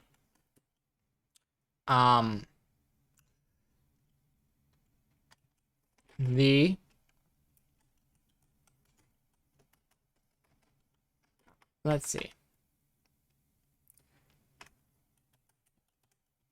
I'll just call them roughs for now. I don't know what they're actually called. Because you guys might have seen like cut content from films and stuff. It'll usually be displayed in this sketch format, basically the storyboard, and it'll have those displayed like that. I'm gonna do my storyboard, and then I'm gonna sort of do roughs, which is I don't know. Like I said, I haven't done enough animating to really know, but it'll be, you know,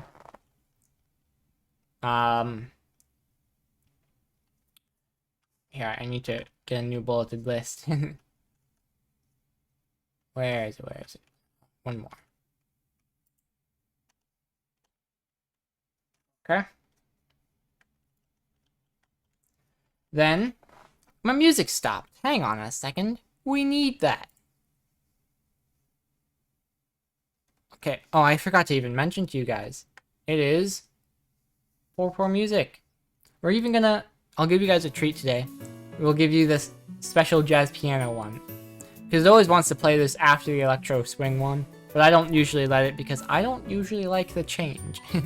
I'm just a tiny... Well, not a tiny bit. I'm just autistic, you see. So, I don't prefer to change up the music in the background.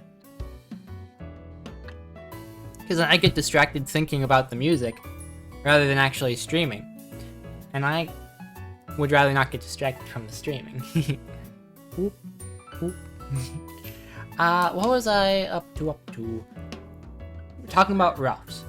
So, rough, the way I see it, right?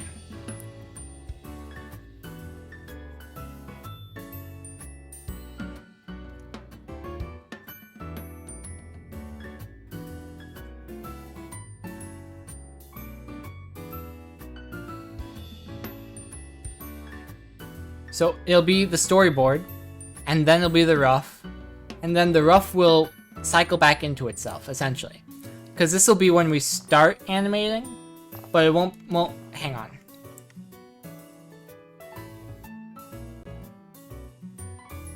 It's actually the draft that loops back into itself.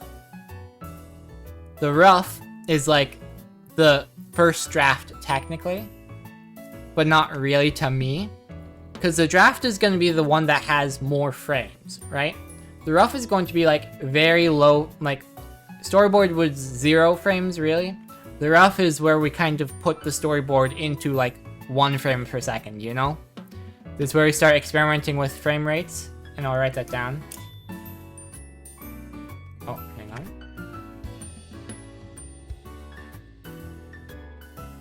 Experiment with frame rates.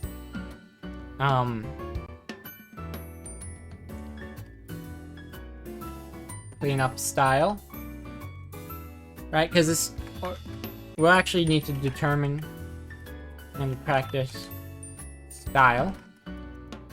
Because remember, if we want to look professional, and I don't really care about it looking professional. Oh, I can finish this chart too.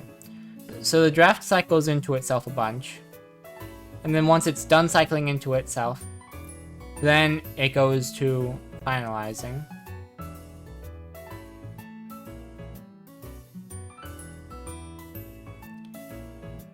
Then it's done, you know? So right now,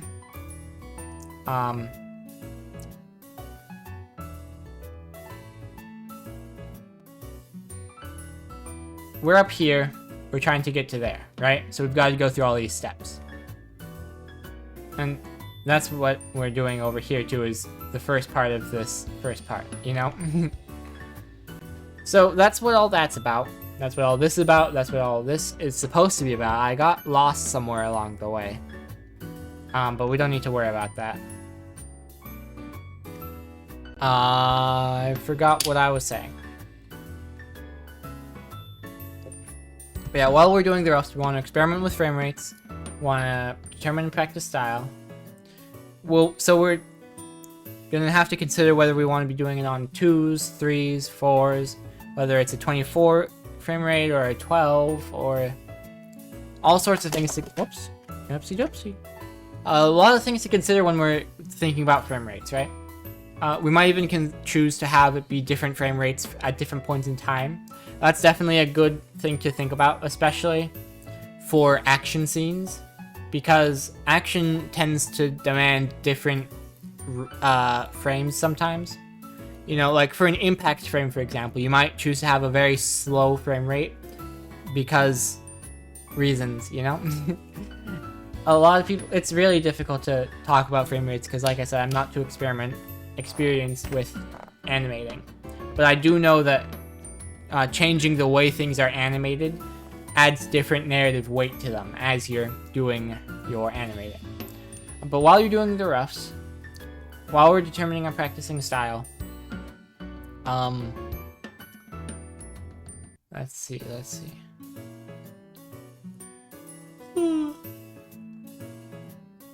Just got a little leapy.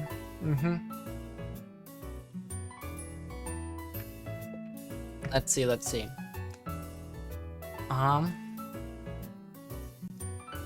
Oh, also, I forgot to mention this.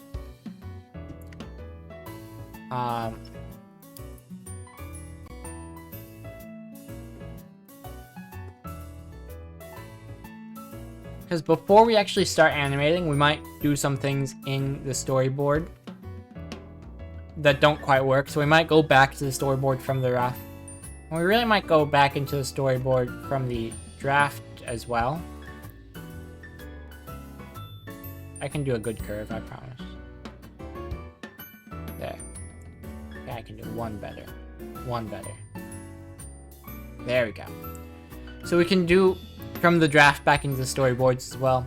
And if necessary, I'll do this as a dotted line because I don't want to do it. We might even go from the storyboard back to pre-art, because we might decide that some element of the plot is all wrong and we have to get out of it in order to move forward, you know? Because sometimes you take one step back on the Candyland square in order to take 2 steps forward. Excuse me. I know you guys didn't hear anything, but I was surprised by it. Anyways. So, let's see, what was I saying?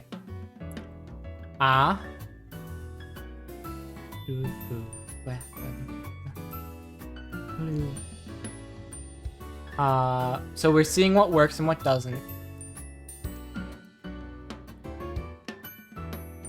And we're also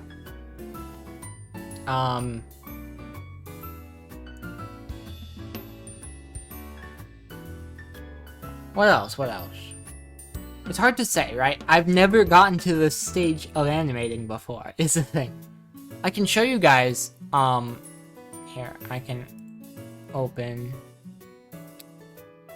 it should be in the Krita folder. Yeah, read star. So this is a storyboard, and I can, send this to 8 so that it's not in the way of anything. This is a storyboard I was working on the other day. I say other day. It has been... How long has it been? I don't even know. We're gonna go animation timeline. So this is sort of how I was attempting to storyboard, right? And it's obviously very simplistic, but it's, you know, supposed to be, right? It's just seeing the different camera shots and what they're supposed to mean, right? So, for example, in this situation, you'll see it's called Read Star. That I had a fun process of coming up with that name. This is something I didn't start animating, but I started the process of making this story at CISA, right? Actually, yes. So, at CISA, I came up with this neat idea, and then later on, last year, is actually around when I first, like, this first sketch is pretty similar to the sketch that I drew last year. Basically, this guy, he's asleep to start. Then, so it starts on his hand because his hand is an important part of his character. So we put it here to show framing. Then these arrows are showing the camera directions. So it zooms in and rotates over the hand until it's here. Then it continues zooming. I said zooming in, but it's zooming out because that's what this means. It means the frame's getting, this part of the frame is becoming smaller to a larger frame. Then it continues zooming out over this, and it pans and rotates until his body is normal. Then the person is walking by. They kick him. And this here might not necessarily be a thing that happens in the storyboarding. I don't know. I've never done it properly. But they kick him. They tell him to get up. And I'm imagining it sort of as a silent film at the moment. But it doesn't have to be. But then he's showering, you know. Because I like to start stories with a shower of some kind, especially animations. Because it's just such a clear, like, way of depicting that they're starting their day, you know? Even if I hadn't shown them sleeping before, I could still show them the shower, and it'd be like, okay, this is a person who cares about being clean. This is a person who starts their day with a shower, you know? Then it's another close-up of his hand, and that's as far as I got. Right? Oh, I think this is actually meant to be in the shower. There's a close-up of his hand because he doesn't want to get this wet. Right? And also, I think it's such a cool design of a hand, you know? It's something that'll get a little tweaked in the future, but you know how it is. I can close this. Yeah, that's a storyboard I started a year ago, and I have been meaning to continue it for all of that time. Now, it might have crashed the program for some reason. Things just crash sometimes, so you can't do anything about it.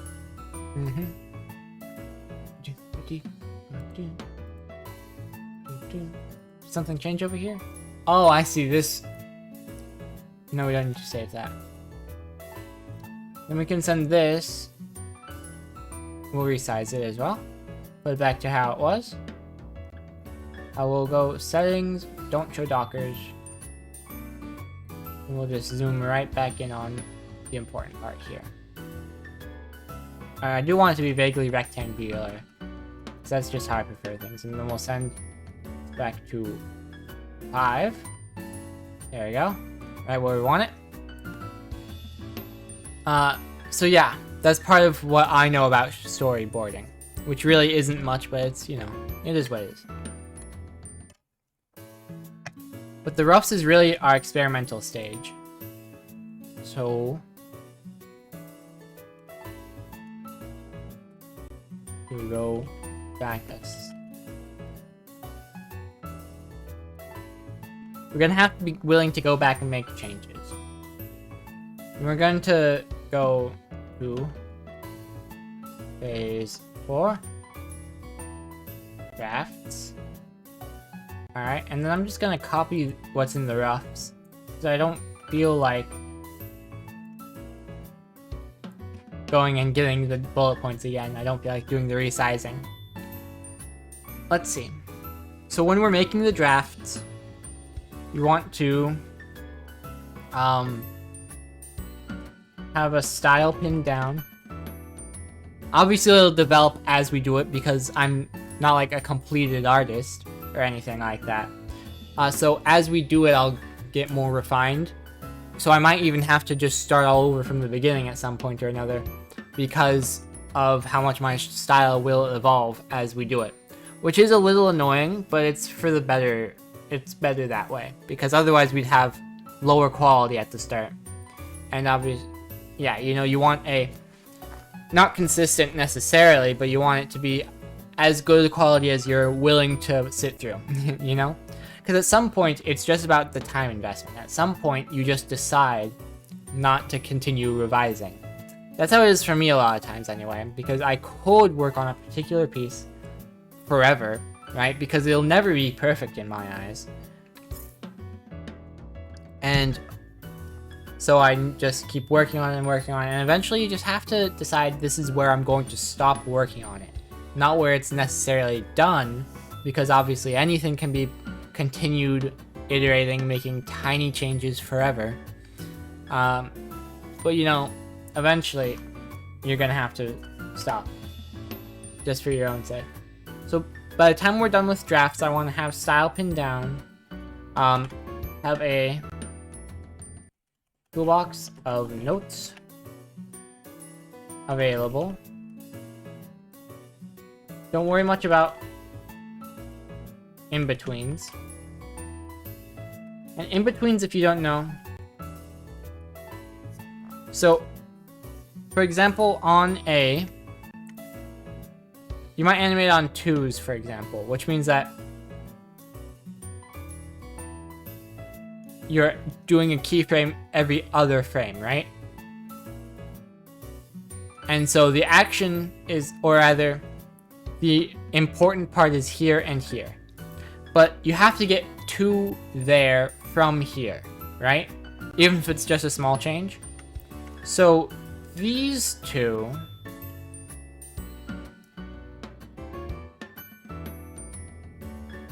are called in-betweens, or between frames.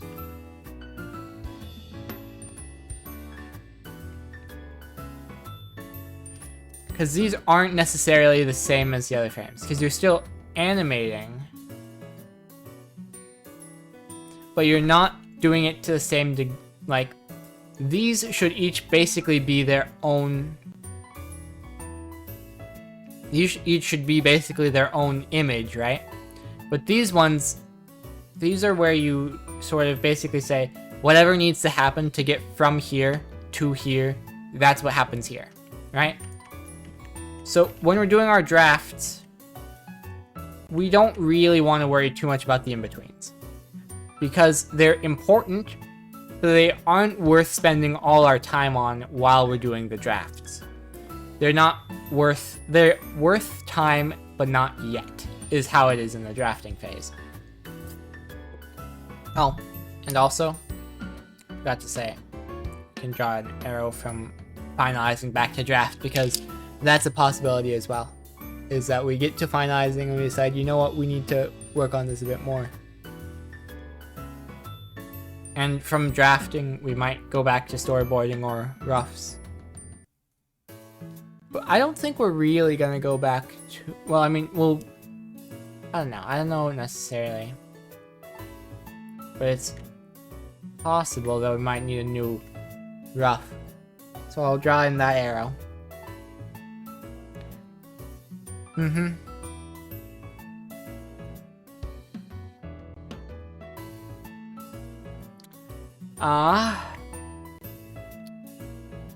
So we won't worry much about in-betweens. Like, you guys see how it's getting less and less every time? 4 or 6, 4, 3. It's because the more we do before, the more we can focus on the animating. Right? Because obviously, when you make, so I can, what was I about to say? I've forgotten. But then we'll just skip ahead to finalizing for now.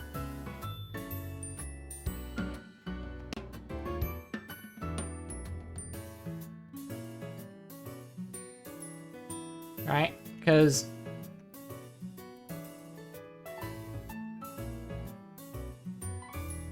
the in-betweens, the checks, or we'll say quality control,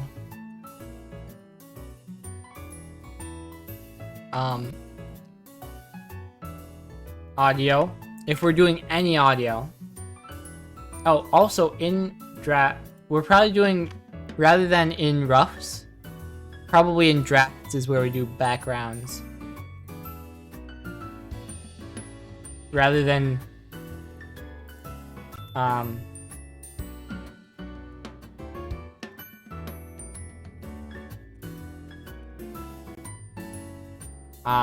while we're doing roughs, we will mostly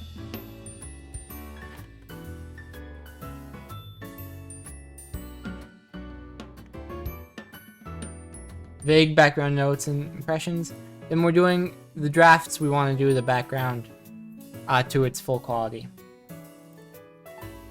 Then, while we're finalizing things, we want to look at the details, but that's part of quality control. Alright. Then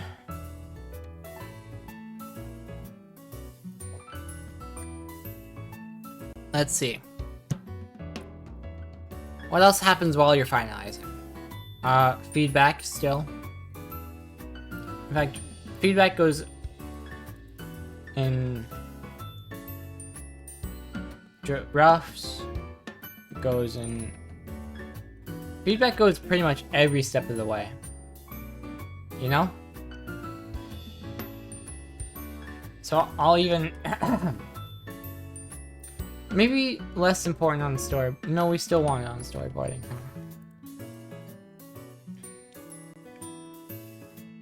So we'll put in, get feedback on like all of them basically.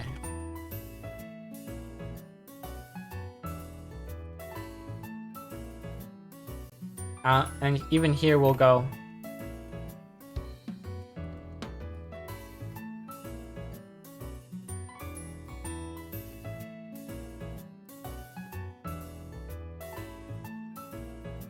at least 2 drafts, right? Because we need to make sure it's an iterative process, right? Because it's sort of like you're sculpting, where on the first draft you do less precise than on every subsequent, I believe is the word. Am I forgetting? Am I? It's a word for sure. Following in time and order. Yep, that's exactly it. So every successive is the other word apparently. I even went and looked it up and didn't even use it. Every subsequent draft needs to be more refined than the last. And it is an iterative process. Which means that you do it over and over again in iterations. And you can stop at any point and go to finalizing or roughs or any of the previous steps. So.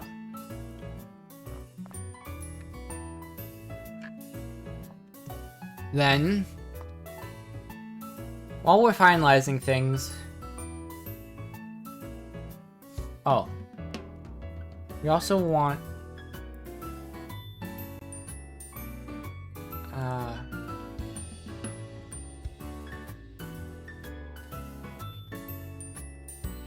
we're also going to want to experiment with color.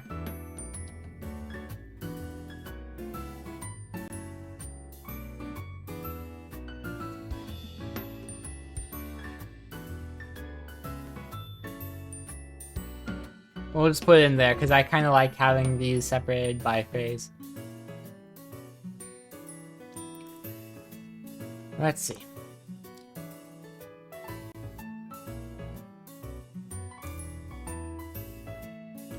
It will be...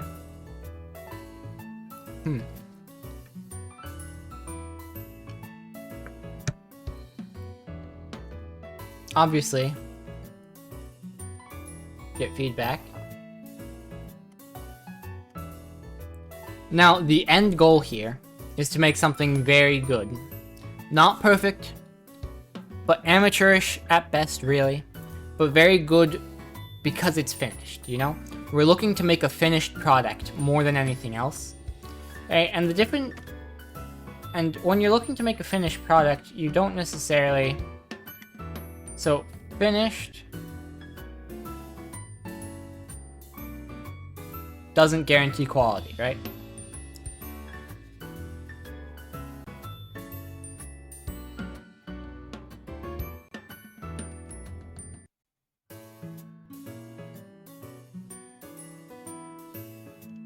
But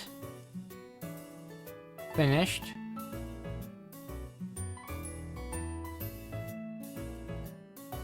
Hang on. I've completely forgotten how to spell guarantee.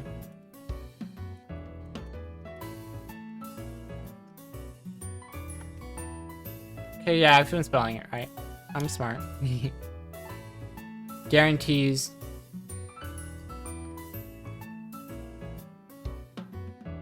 Guarantees experience. Alright? Because anytime you make something, you're getting experience, right? But you get the most experience from finishing something. Right? Because the process of, like, finishing something, putting the final touches on it, saying this is done, it's helpful. It's a good thing. And finishing something also gives you the dopamine of having finished something.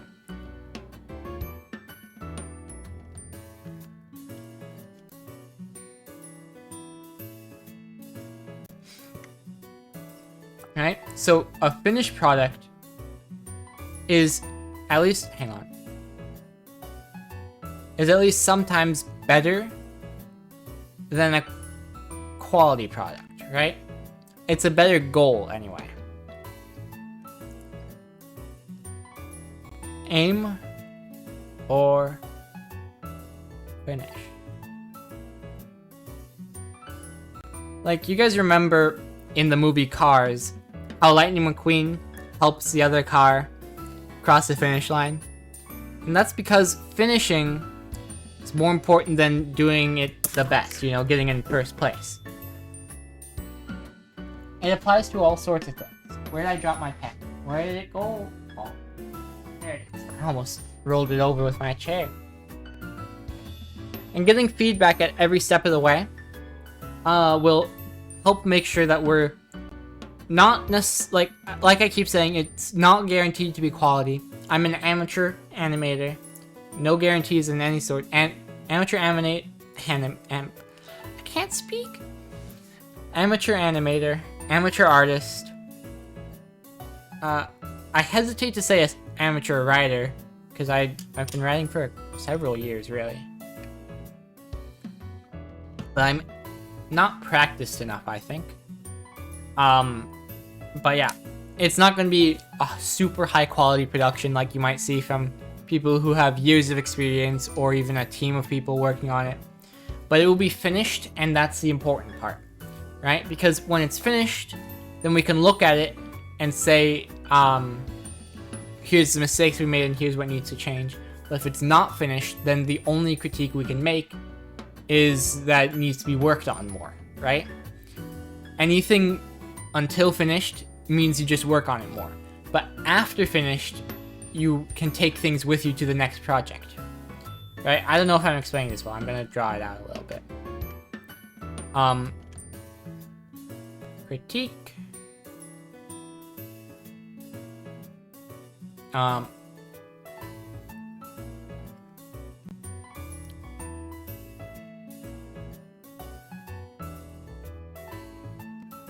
There's a critique, is it finished? Y or N?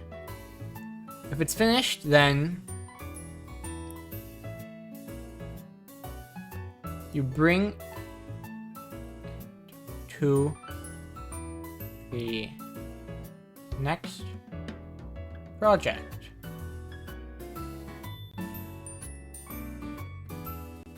And do better. But if it's no,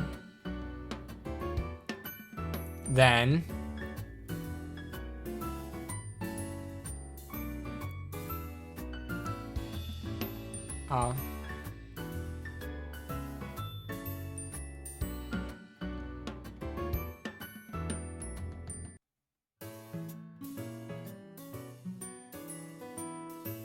work more, make changes, get and you get feedback, right? But then this getting feedback might lead to a new critique, right? So basically, unless it's finished, you bring it to the next project, and the next project will get its own critiques. But unless you finish it, you can't bring anything out of it. It is a looping system until you finish.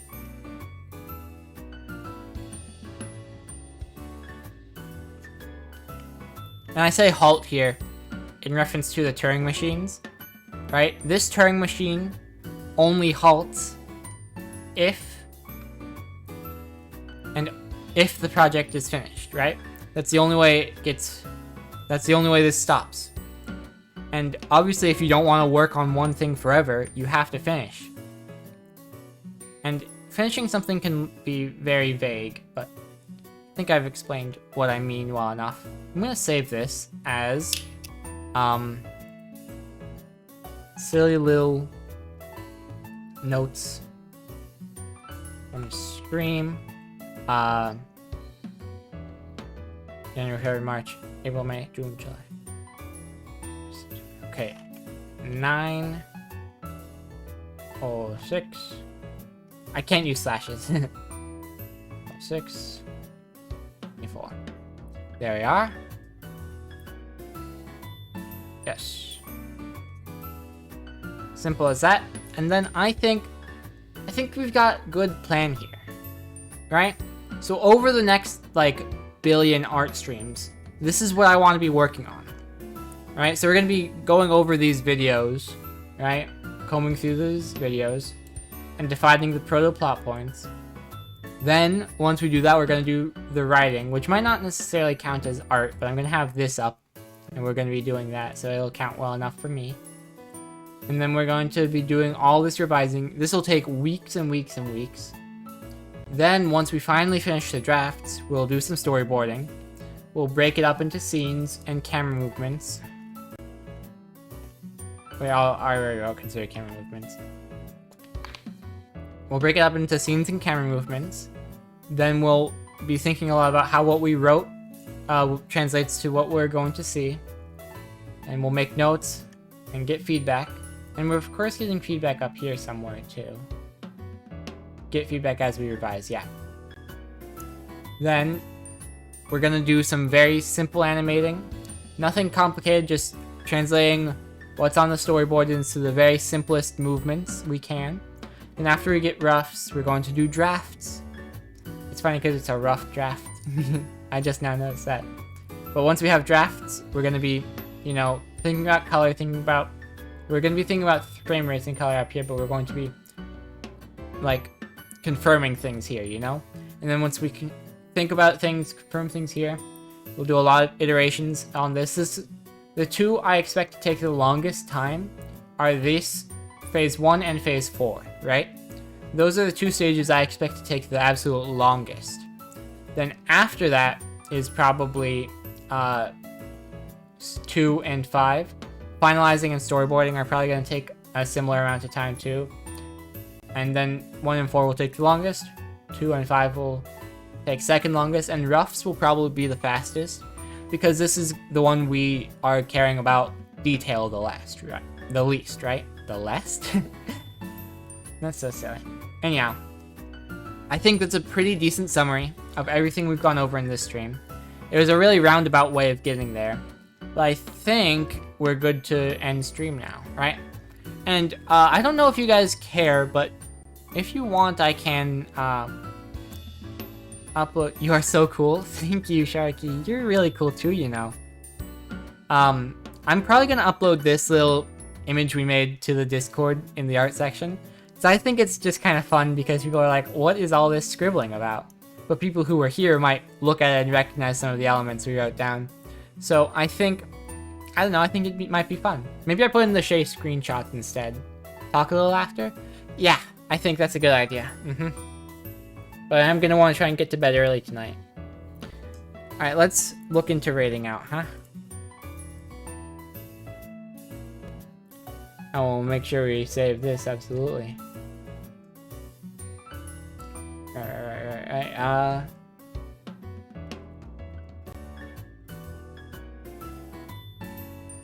Leaf green Nuzlocke notes. We're probably just going to do our notes below this in the future, but okay, now it's been saved, right? We go BBBB, then we can exit, right?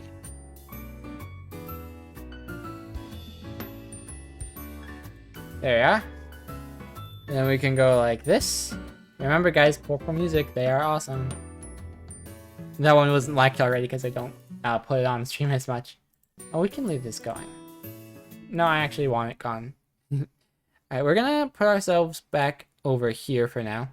Just because I quite like this overlay. It's not perfect or anything, I just really like it. Now, let's rate a channel, huh? Oh, and pre-roll is still off, that's awesome. Now, let's see. That guy looks familiar. Don't know why. Lots of people who are also doing art. We could do one of them. We could also look specifically at people we're following. Night scale. Oh, there's Ember. I always like Ember. I'm probably doing Ember. Yeah. They're just one of my favorite people. They're kind of a role model for me because they're a programmer too. I enjoy hearing their opinions on things and what they're doing and stuff, and I can get that bonus there. Alright, so we're gonna rate into them. Then we're gonna see in just a couple seconds. So yeah, very much thanks for watching if you have putting up with all my rambling. I think I had quite a bit of fun today. I hope y'all didn't mind it. We're gonna have quite a few streams like this in the future, I think. Thanks again, and bye.